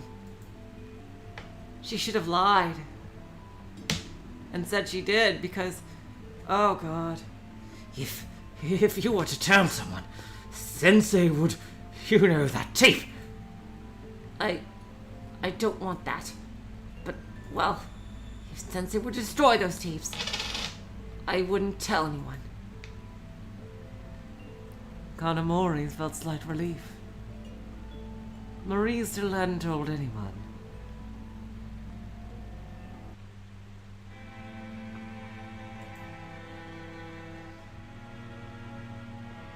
My destruction hadn't arrived yet. It's still not too late. I could still find another way. Even though Marie is becoming stronger. Those tape recordings were her Achilles' heel. After all she was using, there was an equal condition in exchange for not telling anyone. But even so, could Marie keep her mouth shut forever? It's fine now because she's still afraid of me. It's fine as long as she just thinks we're on equal ground. But supposing she gets more courage, she thought to turn me into the police. I have nothing to protect myself from that. In the blink of an eye, the police would arrest me, and they'd decide that her Achilles heel, the tapes, wouldn't be distributed. First of all, whenever I threatened her, I always keep saying I'll broadcast the tapes. How much time would that really buy me? I have thought about that, Chi-chan. But I wouldn't begin to know how to set something like that up. Obviously, it wouldn't be Beatrice exactly, but, you know, a character based on her. It's pointless. This isn't as simple as hitting Switchblade and concealing in her pocket. That'd bring my ruin with a single strike. Compared to that, running to the police is far, far simpler. Thankfully, Maria believes that we're on equal ground for now. If she realized the overwhelming difference, that would quickly be the tiebreaker. In addition to that, none of my efforts could protect me. Oh, that's because it's Kamoshida narrating here. Basically, the balance is already being torn apart. It's just that Marie hadn't noticed it. Today she could deceive me by pretending to be consent to this place. But tonight, she might bring the police. It's too late. My control no longer reaches Marie. Yes, when she leaves my sight, it's over. It's not strange that she's already baring her fangs. Even so, Marie still hadn't entirely realized the circumstances. What a stupid brat! That kind of thick-headed stupidity was the capacity of this bullied child, after all. To that kind of stupidity, stuck next to my great work until now, my prestigious high school, my prestigious university, and continuing on as a teacher, and before long vice principal, and I would have gone on to be headmaster, as if she could even follow in my footsteps. I felt a mindless fury burning in my guts. Oh god, my head is spinning from doing that voice. Oh god. Anyway, if I don't somehow settle this right here and now, I'll destroy myself even before tomorrow's meeting. Now, while Marie's in my sight like this. Now, while we're alone in this bathroom still like this. Now, while we're alone in the abandoned former school building, I must do something. If it has come to that, I had the answer. It's too easy. And as soon as I had the answer in my mind, the act was carried out by my hands. Oh god, those nightmare hands. The rest are strange sight. Oh god, is she gonna die? God. My vision blurred, and I felt as if I was seeing the world beyond the raging water's surface. It wasn't just my vision, it was my hearing too, and even my sense of touch. As if, oh god, I clicked accidentally. As if under raging water, everything became sluggish and muffled. And from that river's edge, my hands dug in, crushing Marie's throat. And that was probably a memory from my childhood. A memory associated with the chasing carp by the brook with my bare hands. Just what were the dreams I had back then?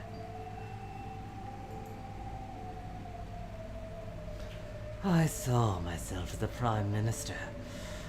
I wanted to be an airline pilot. How come those dreams turned out like this? Like this. Even though when I ran around chasing carp and crayfish by the brook were the best days of my life! While Marie had convulsions, she intentionally stared into space, even though nothing was in the air. All she could do was foam and drool from her mouth as she began to hang. That's right, stopping Marie's breathing, playing with and killing those carp and crayfish and the like. They all had the same kind of feeling. So basically, Living creatures, humans, carp, and even crayfish. In the end, there's not much difference. No matter how much I strangled, it didn't happen. In order to crush her core, of course, I gave it every last ounce of strength in my body. And so, it happened. Oh God. He really killed her. The resistance of the convulsing Marie, as if all of her anguish had melted away, slowly began to slacken. And in the end she, exhausted, as if unable to support the weight of her own body. The hands that gripped Marie's neck felt the full weight of her body. Marie no longer moved. Oh God, she really died. She really died. But it was obvious she was just pretending to stiffen in my... Oh God, God damn it. Okay, so this is still him. Marie no longer moved, but it was obvious she was just pretending to stiffen in my hands. Because if I would have a chance loosen my grip, quickly let go, she'd naturally defy the laws of gravity and tumble to the ground. Marie,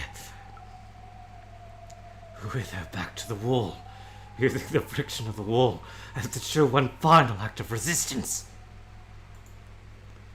at last crouched to the ground. That was completely different than falling into a seated position. A person tends to sit so that their clothes aren't in disarray. But on the way Marie sat, I couldn't sense that at all. Her clothes were in disarray, and her skirt was immodestly inside out. Without even acting to fix her embarrassing state one bit, there sat Marie. No, the word sat no longer fit. It was there that Marie had died. The sudden realization that he had committed murder began to nauseate him. But that wasn't horror and self-repulsion. As for what it was that. Like vigorously opening a bag of peanuts and spilling the contents all over the carpet.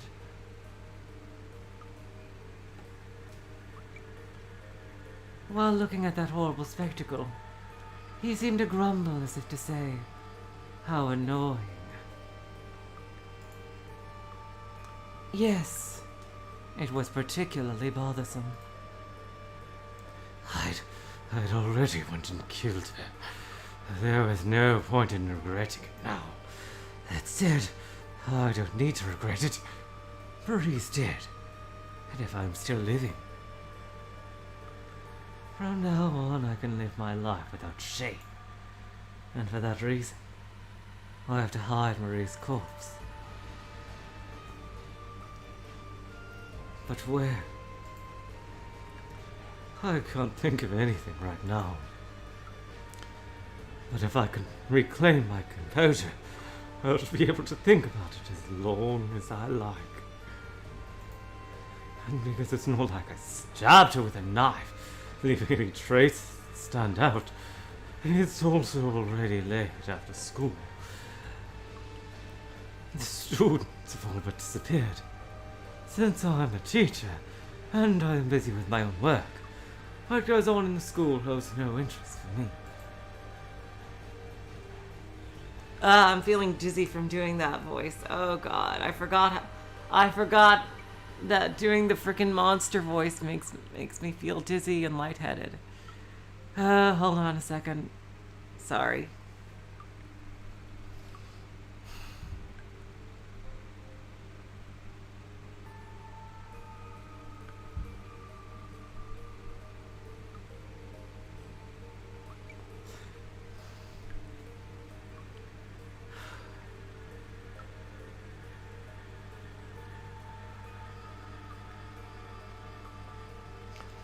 much less a murder in some school building bathroom.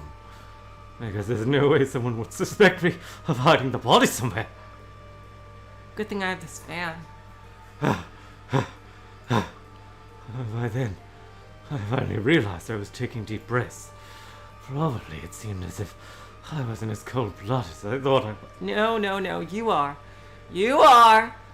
Don't sell yourself short, you fucking sicko. Relax. There's no need to hurry. Relax. Relax. Oh god, Higanbana, kill him! At that moment, on the far side of the hall, I heard someone's footsteps drawing near. Because of the peculiar way they were walking, it was probably one of the students.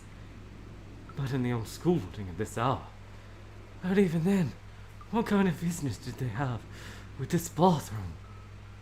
They Ooh, creepy music.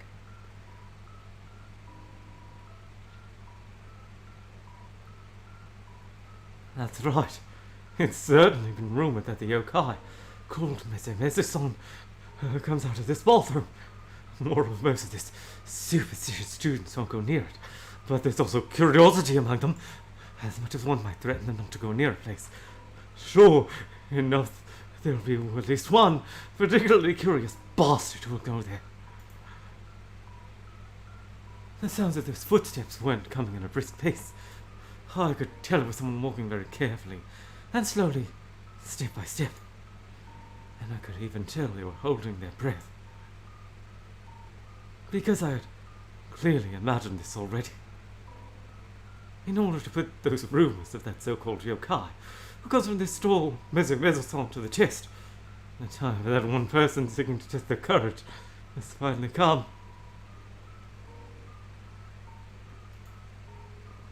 If this is the student, will they come in this bathroom? Marie's corpse and I are in this bathroom stall. And the door is closed. So, if they entered the bathroom, they'd instantly know that someone was in the bathroom stall. This is bad. This is bad. If by any chance they see Marie's body, or someone knows I'm here at this time, I'm screwed. What am I gonna do? What am I gonna do? My whole body burst out in a cold sweat. For myself, who didn't shed a single drop of sweat when killing Marie in cold blood. Just a single gutsy student who showed up by chance. That alone drove me into a panic. And even I was panicking. The steps had steadily driven closer and closer to the bathroom. And now they arrived.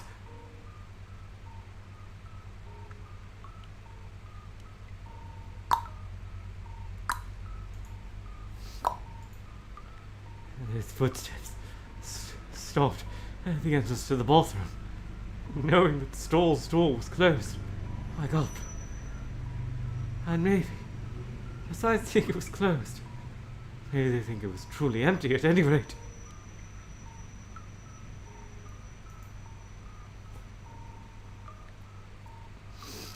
In order to confirm that thought, slowly, it stepped into the bathroom. Slowly. Closer. What should I do? What should I do? Slowly, closer. Closer to him. Please. Go back the way you came. Please. Go back the way you came. Closer and closer. Closer and closer.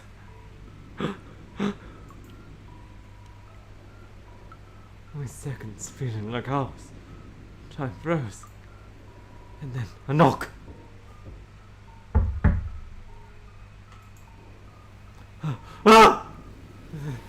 They hit it. They knocked. A knock with confirmation as if someone is inside but not. If an answer doesn't come from in here, then maybe they'll wonder why no one is inside. And climb up to peek from above. Or easy yet, they'd squat down and peek from under the door. Either way, they'll realize the strangeness of there being more than one person inside. Then, if I don't return the knock, knock, but if I do do that, they won't just be interested that someone's inside. This is bad. I have no choice but to be seen to show myself. Oh, damn it! Damn it! Damn it! If I don't go out that door, then I'll also have to silence this stupid guilty stund and send him after me! But it sure would be bad. And even one more might be tough. And I kill two more. I know confident I can get away with it. And this brat's friends might even be waiting outside for them to get back. Ah! A scream that couldn't have come from my mouth filled my chest. And in my emptied mind, it made me feel as if a firework was sparked in the pure white mist. As if I were no longer myself. I felt as if I had escaped reality. And when faced with a do-or-die situation, folk words even I couldn't imagine spilled from my mouth. Meso, meso. Meso, meso.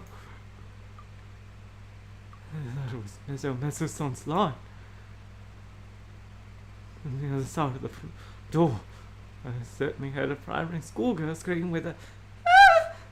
that took her breath away. Meso, Meso. Meso, Meso. You there. Please listen to my pitiful story. Pitifully. And I spoke, while imagining as if Meso-san. No. As if Marie had said it, feebly, with high pitch. The other side of the door was silent.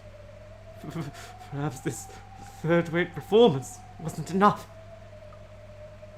As my impatience grew, the silence on the other side of the door was broken. It's here!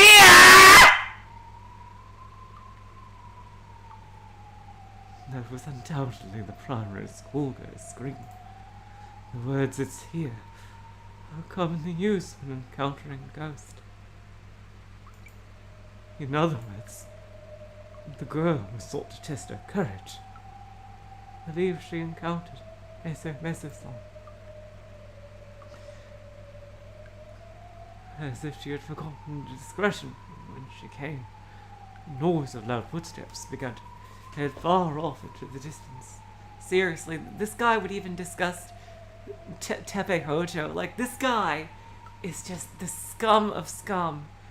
He's even not even good enough to own up to his own scum. He's just, at the very least, Tepe Hojo knew he was scum and reveled in that. Like, this guy's too much of a pussy to just even, be even to admit that he's scum. He's a coward too. He's like, literally, it's just the absolute worst of the worst.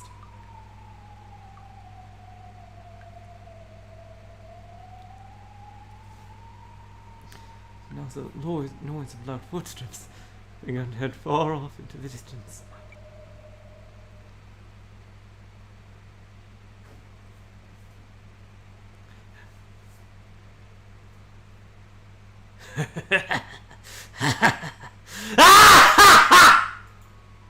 I did it! I did it!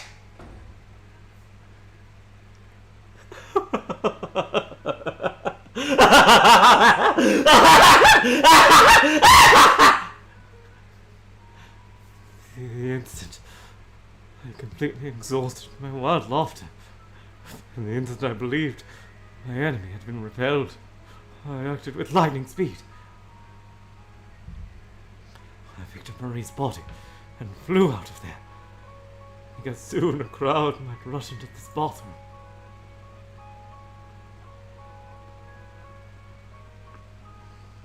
It wasn't just one person testing their courage.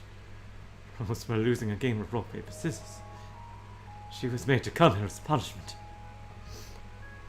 So if her companions hear it's here, they'll probably all rush in here all at once. While holding Marie, I turned back to the store. Like looking at the seats after getting out of a late-night taxi, I wanted to make sure I didn't forget anything. It's fine. Nothing. There should be no traces of any kind. Ever heard of DNA evidence, you sick fuck?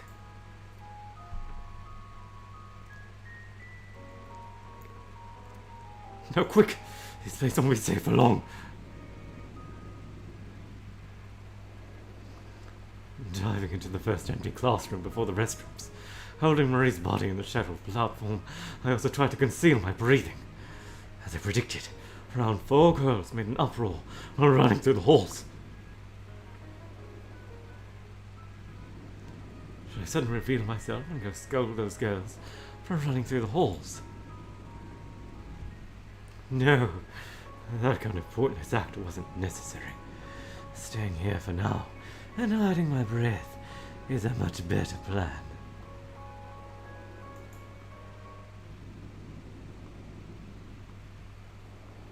Finally, while arguing about whether the girl really saw it or not, those 4 bustling girls in their excitement began to turn back. And for a little while after that I held my breath. And when I was sure the old school building had returned to complete silence, I finally breathed a sigh of relief. Higanbana, please kill him. Please. Please, for the love of God, kill this guy.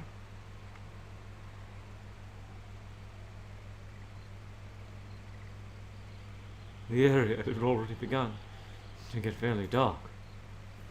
I had used an abandoned storehouse to temporarily store Marie's body. And after returning to the staff room, I pretended to finish work as I waited for nightfall. Since in recent years the school implemented an automated security system, there was no night guard. And so if I waited until the middle of the night, there'd be no one there. Speaking of the security system and the like, it might have given the impression of rigorous surveillance, with security cameras and whatnot, but it's nothing that extreme. There are just sensors placed all over the school's doors and windows, checking to make sure they're not broken into. Furthermore, they only work after the last person to leave turns them off. And so basically if I waited long enough, it became my chance to be completely alone in the school.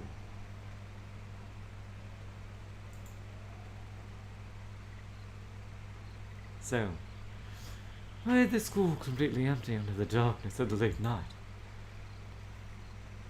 I dragged Marie's body from the storehouse and took her to an outhouse behind the prefab school building. My God, you're not even gonna bury her? You are scum. This guy is the absolute worst.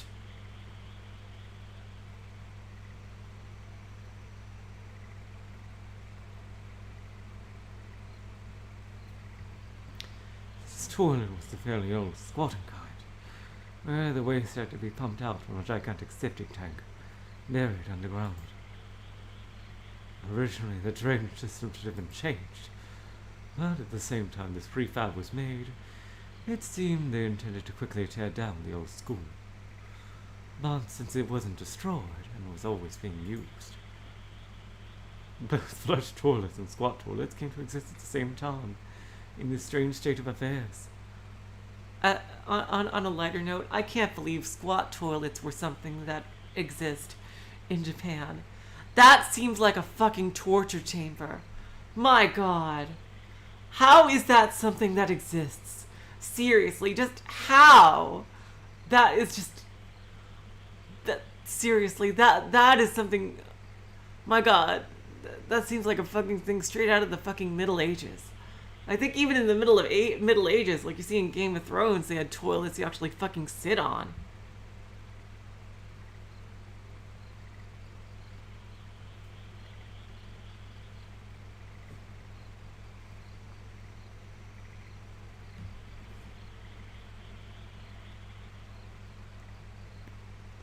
I don't know how anyone could ever use such a thing.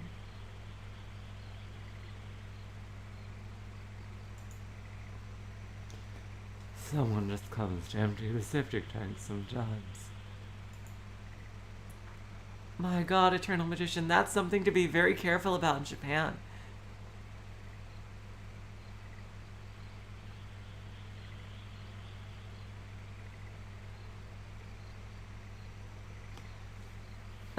it's not like they completely empty its contents.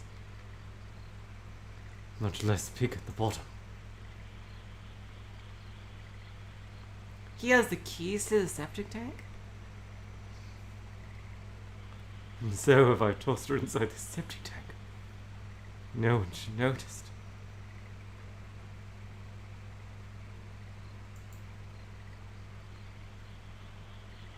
I agree, Ji-chan. I completely agree.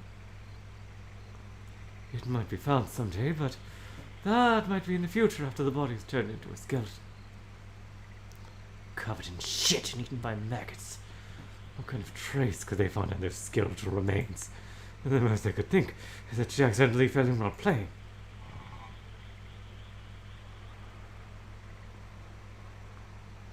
I uncovered the drainage pipe for the septic tank.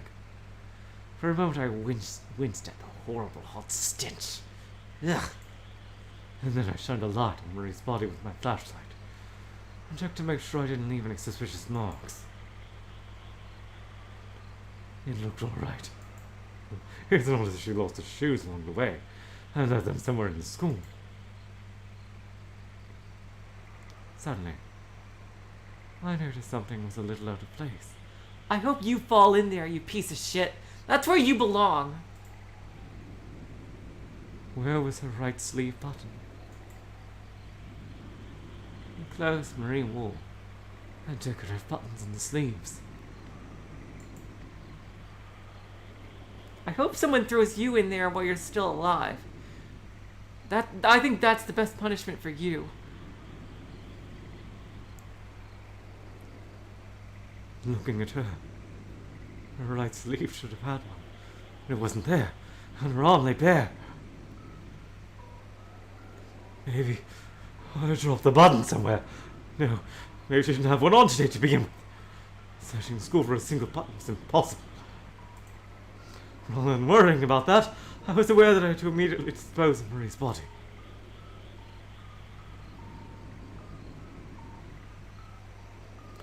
And I did so without hesitation.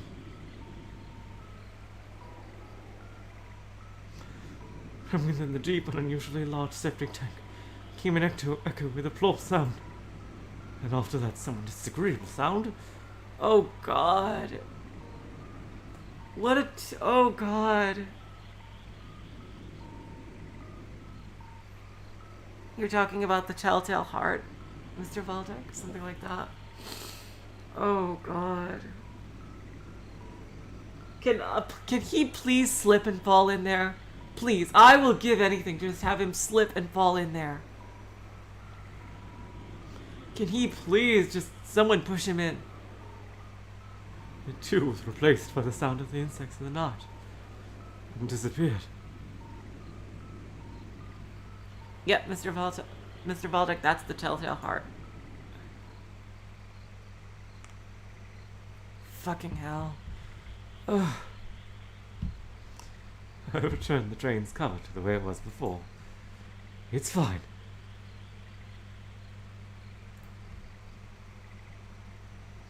No one knows a thing. No one saw me. I thought as I walked briskly and returned to the staff room. If there was a teacher in the staff room who witnessed it, they'd come question me. And while this worst case scenario filled my mind, it was impossible. The staff room was filled with silence, and aside from that annoying sound of the ticking hands of the wall clock, there was nothing there.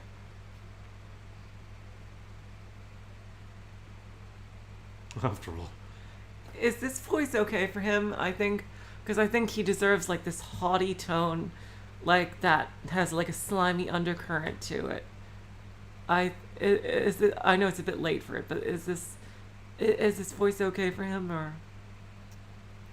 After all, I had already checked that all the teachers aside from myself had left the school before I went to dispose of Marie. That was the natural thing to do.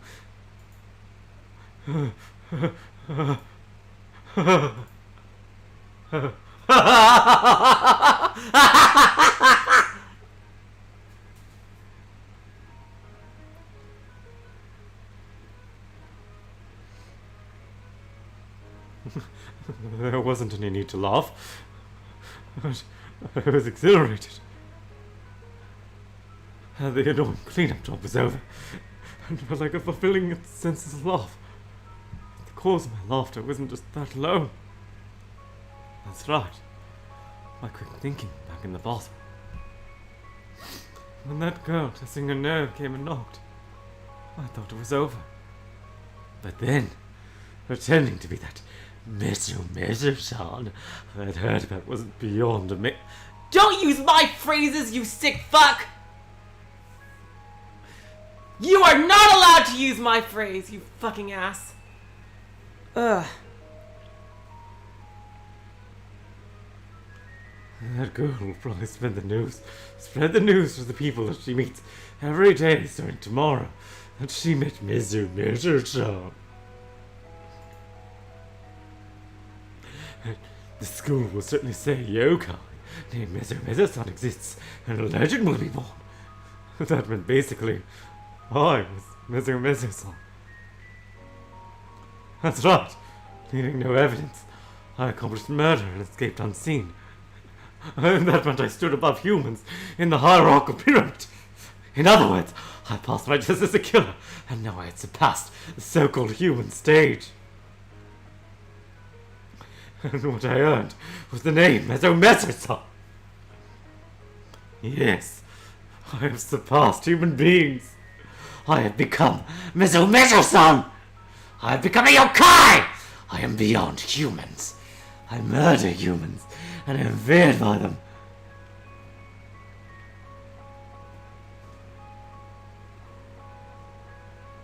And even if I am destroyed, the ghost story of Mesu-san and I will live behind me, will live on in the story spoken of the students in this school forever.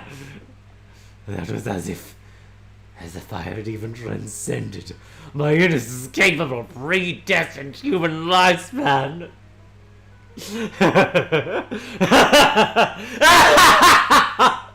I'm Mesu-san! Students, dread me, fear me, and transmit me with your stories! How superb! Marie! When you were alive, you sacrificed your body to relieve my boredom. And in the end, you even sacrificed your life to graduate me from humanity!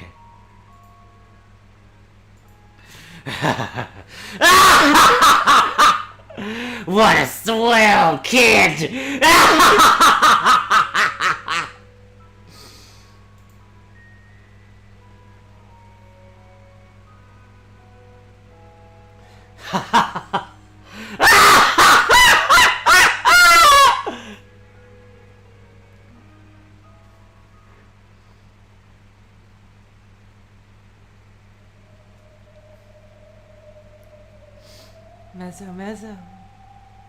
Mesu.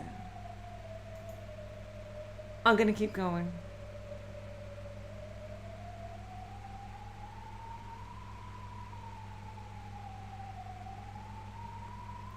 Oh god, that guy's a piece of work. I do want to keep going because the stream has only been going for 2 hours.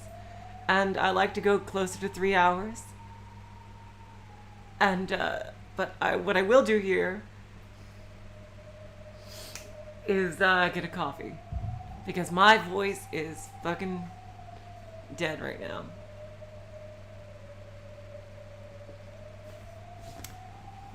I need to recharge with a good old Bailey's coffee. I love that taste. They freaking discontinued it, so now we have to order it online.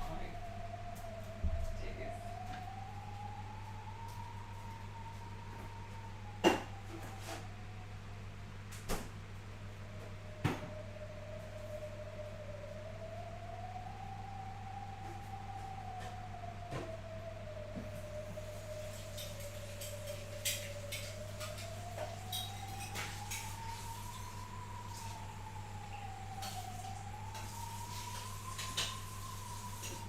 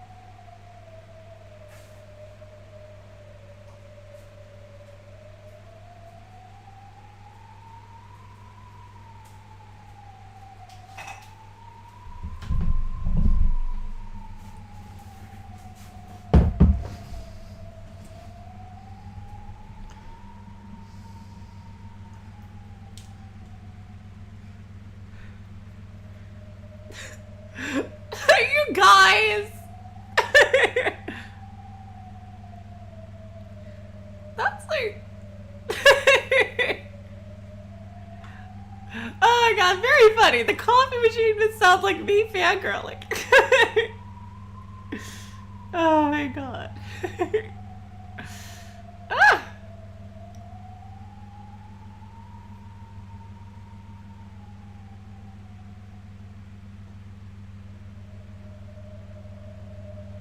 Okay, let's get back to the story as I sip some delicious coffee.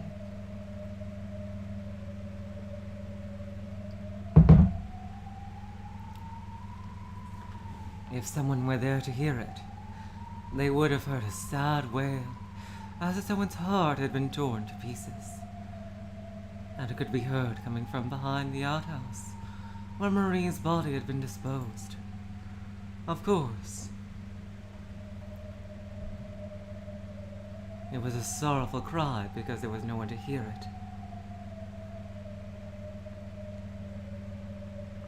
There's ASMR comments? Void Dweller? I didn't see anything. Oh. I just saw what's on the chat recently. I didn't go back. No. It was a voice that couldn't forgive that there was no one there.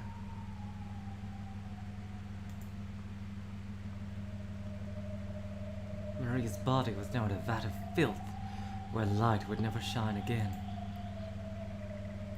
However, her soul had been released, and sat down across that vat's lid. What was it that made Marie sad now? No, I didn't put whipped cream in the coffee. That was the milk. That was the milk fluffer thing. It turns the milk all nice and foamy.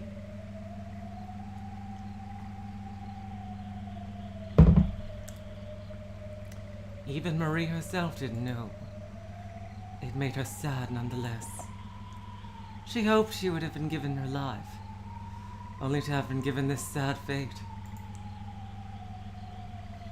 To be killed without having known anyone in the end, with her corpse tossed in this filthy place. No one would even know about her death. Nonetheless, the feeling the perpetrator felt in the end for her, despite the many acts she had obediently followed, wasn't even regret or even gratitude, but simply ridicule alone. All of these things tormented Marie. For her, eternity would continue her sorrow forever. Suddenly, the insects were silent, as if telling her someone had finally come. That was someone like she was now, whose existence wasn't human. And Marie, who existed no longer as a human, had already sensed that someone and raised her head. It was Higanbana. Before, her face didn't betray any emotions, but now she held an expression that fit the true meaning of the word emotionless. Whatever emotion it was, if one were to think it might have hurt Marie's feelings, to Marie, Higanbana's cold, emotionless, expressionless form might have been the kindest. Marie might not have yet understood, but this kindness to the dead might have been a non-human formality. I think it's very appropriate for Beatrice to be narrating this story. My condolences. If you think that crying will heal your sorrow, feel free to cry. As long as you understand that those cries can no longer reach anyone's ears, that is. I thought so. It's like that, isn't it? It would be strange to hear the voice of a ghost, wouldn't it? Higanbana's words might have been harsh, but for Marie, who didn't know the logic of spirits, those words might have been necessary. And perhaps it might have been a kindness to Marie.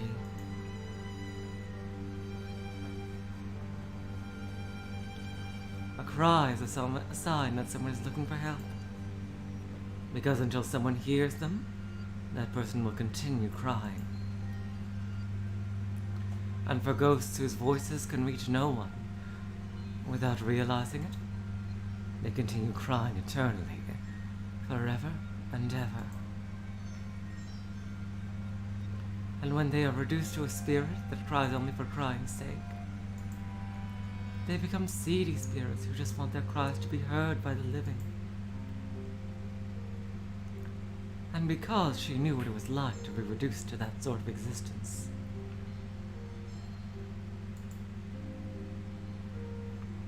for Higanbana, knowing she had to use strict words with Marie, she had to tell her now while she still had ears that could listen. Higanbana-san, with this, I'll be able to become Mezo-san, won't I? Higanbana is fine, Marie. And with that, Higanbana paused and stayed silent for a time. During that silence, Marie had a feeling something was wrong. If she was going to let her be Mezo-san, then she should say so without hesitation. And yet she didn't say those words. Oh, before you label me as a liar, please listen to me. It's true that I recommended you to be Mezo-san. Everyone at the school class meeting gave their approval. They had only one condition. That condition wouldn't have been a problem at the time, but now that condition is stuck in place. Condition? What is it, Higanbana-san? Only one person is allowed to hope to become Mezo-san, you see. Fucking hell, I knew it! I knew that's what it would be. Huh? Not understanding what Higanbana was talking about, Marie's mouth opened in surprise. But could that be what she was saying? That there was no way of changing her hopeless situation? Her expression began to fill with sadness. When the seat for the school yokai called Mezo-san was recognized, the one who fit the position was Marie alone. Because I went to where you were, I confirmed that you have the will.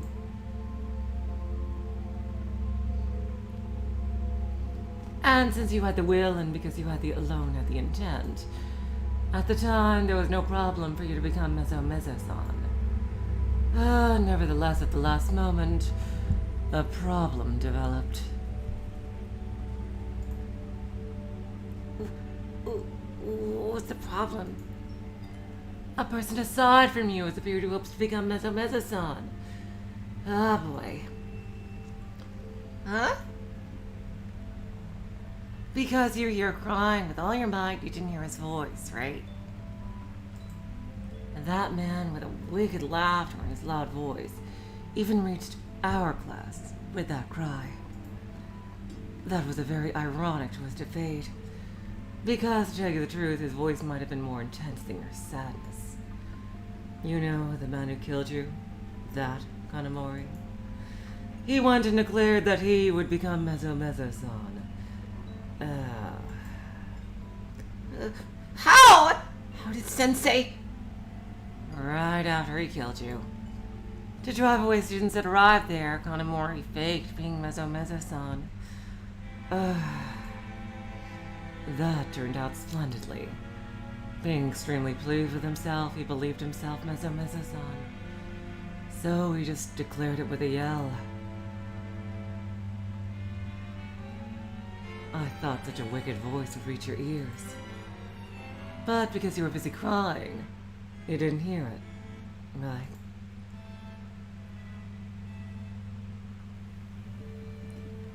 For a time, Marie was dumbfounded. She had been violated by that man while she was alive. And even after taking her life, he sneered majestically down on her. And Not only that, did he have to snatch away her life, even after death? Hello, Next Generation Hero. Welcome to the stream. My god. It looks like we found the premise of this story.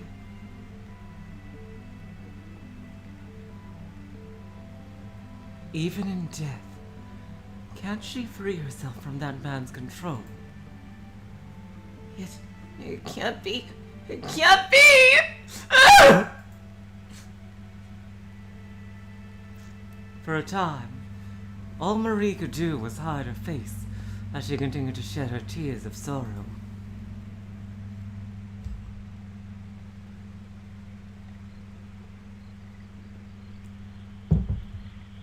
There's no need to despair, Marie. There are just two candidates for Mezumeza-san. You and Kanamori. It's already been decided that Mezumeza-san will take the 8th rank among the school yokai. So now it can't be left empty. Either you or Kanamori. One of y'all will certainly take that seat. Your odds are 50%, so it's a sure thing, right? That's how odds work. How is it? And when will it be decided? A poll at the school meeting. We 7 can vote at the school meeting. We're an odd number, so it will surely be decided. Because I'm attached to you, I intend to vote for you. But in our class, there are a lot with wicked natures. It seems there are some among us who think that an evil bastard like Kanamori would be suitable for number 8. Indeed, they might have a point.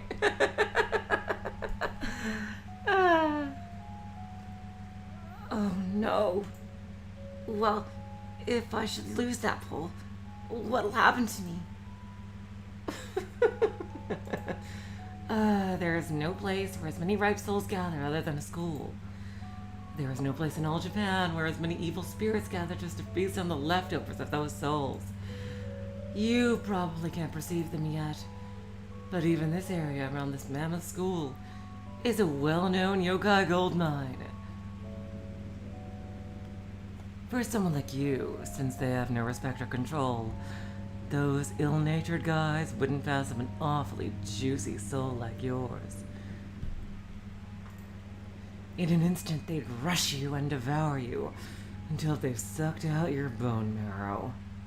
Which is kind of hard to do when you're just a soul, but they do it anyway. It's pretty gruesome, you'll be surprised. I even winced the first 100 or so times. Can't you imagine it? In that school building shadow, or on the other side of the thicket. I've heard those bad ones with quite an appetite to form groups. Marie was startled. And while she saw what Higanbana was saying, she didn't see anything slip out from the night's darkness.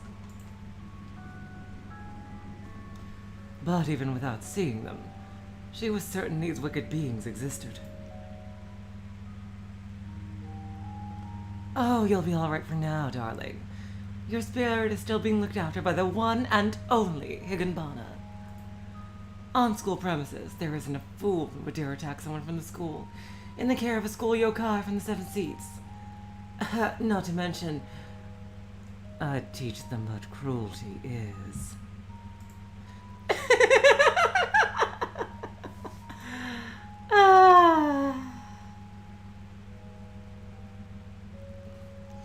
Higanbana giggled with an eerie expression that was neither flattering nor trustworthy.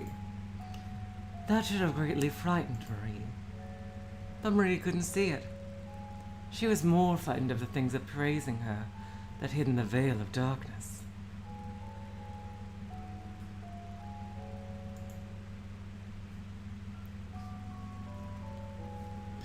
Who is more appropriate for the title of Mezumeza-san? You or Kanamori? I'll guarantee your safety until that's decided. But after that, I can't guarantee anything, can I? Ugh. It's alright. If those guys eat you, or if the Reaper takes you and your judgment is settled in Hades, Either way, it's all over, baby. No matter how much you might have wanted to live with that feeble brain of yours, it'll all be snatched away in an instant. Either way. See? Capiche? Higanbana-san is only protecting my existence like this for now. Is that right? That's right. Although after this, I don't know if it's safe to say. What is it? Oh, what is it? Oh, damn. Oh, what is it? Higanbana, with a cruel smile, put her lips to Marie's ear, and as if to lick her earlobe, she spoke.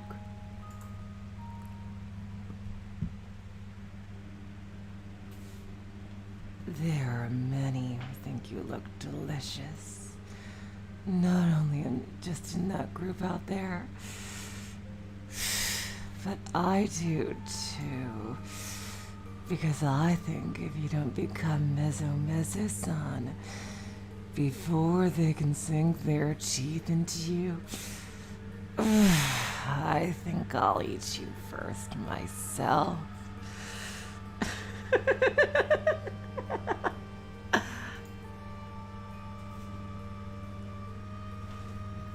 What she said couldn't have been just a joke. Respecting mutual rights of others was logic from the human world.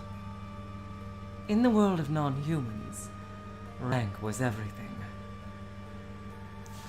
Everything was survival of the fittest. And if Higanbana wanted that, those words told her that she could now, in this very moment, make it into reality. I see why this is such a big ship. I can't wait to see more of this. Damn.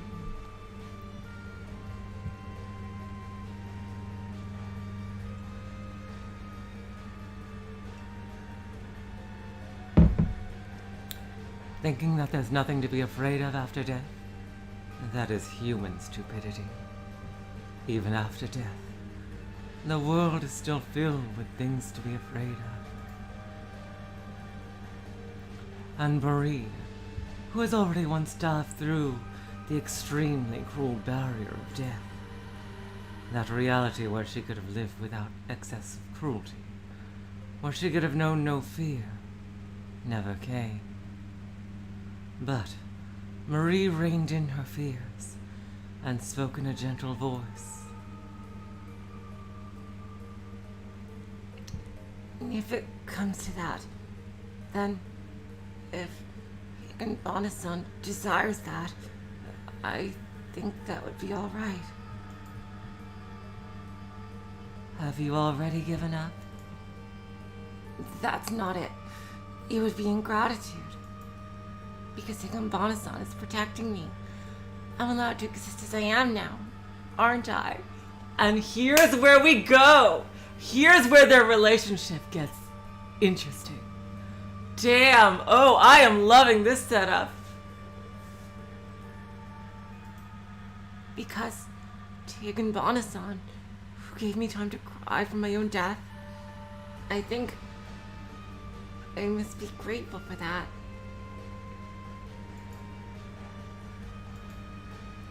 For Marie, Higanbana's reason for approaching her might have even been just to kill and eat her. Even so, the warm words that offered to welcome her among Higanbana's kind was worthy of gratitude. Even Kanamori, who demanded compensation in the form of those immoral acts for protecting her from those bullies, had certainly never offered her to be his friend or companion. Even if Marie didn't put those emotions into words, Higanbana read them.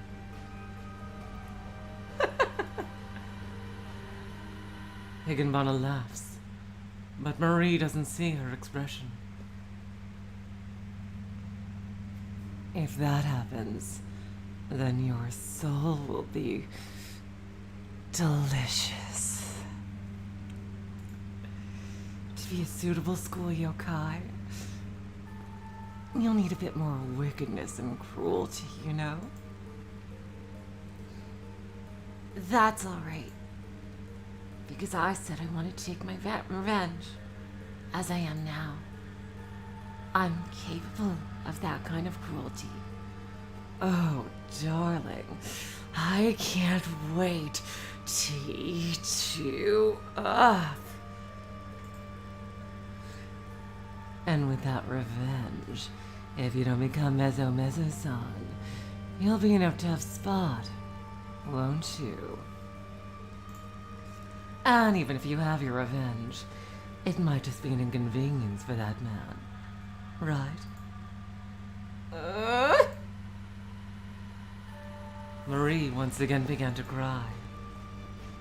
From that man's shadow, who she couldn't even escape from in death, feeling sadness, bitterness, and rage, all she could do was jumble her various emotions.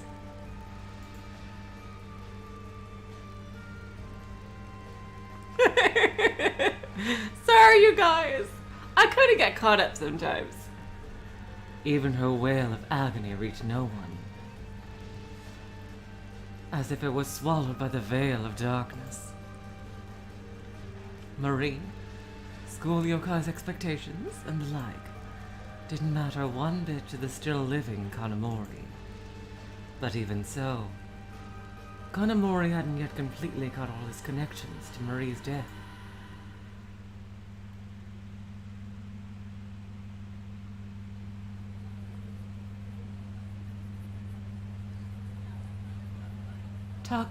Talk about Marie Moria not coming home last night.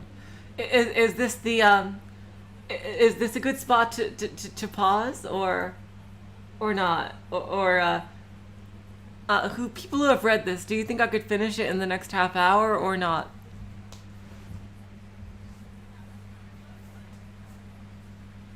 Okay, you think this is a good part to stop at, Version?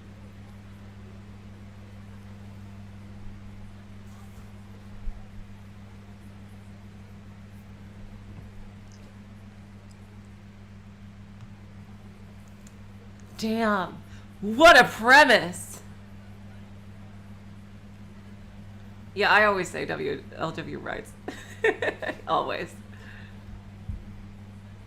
I would be kind of hypocritical not to. Jeez.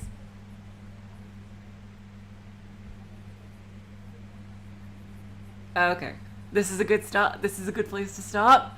I think this is an amazing premise. Seriously. Fan-fucking-tastic. And look, it's the same kind of save screen as Umineko.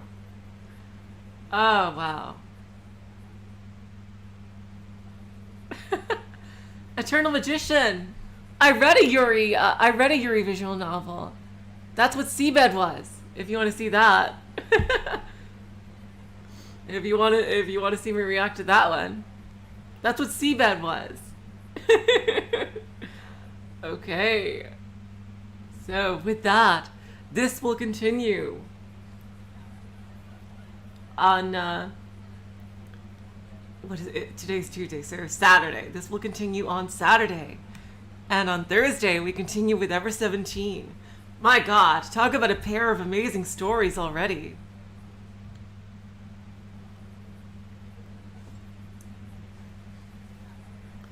I am really loving both of these tales already. Seriously, this was the right decision to play this game. I am hooked on this premise. Seriously. Like, this is such an awesomely cool premise. Oh, thank you, Golden Fantasia. Well, the next Higanbana will be on Thursday.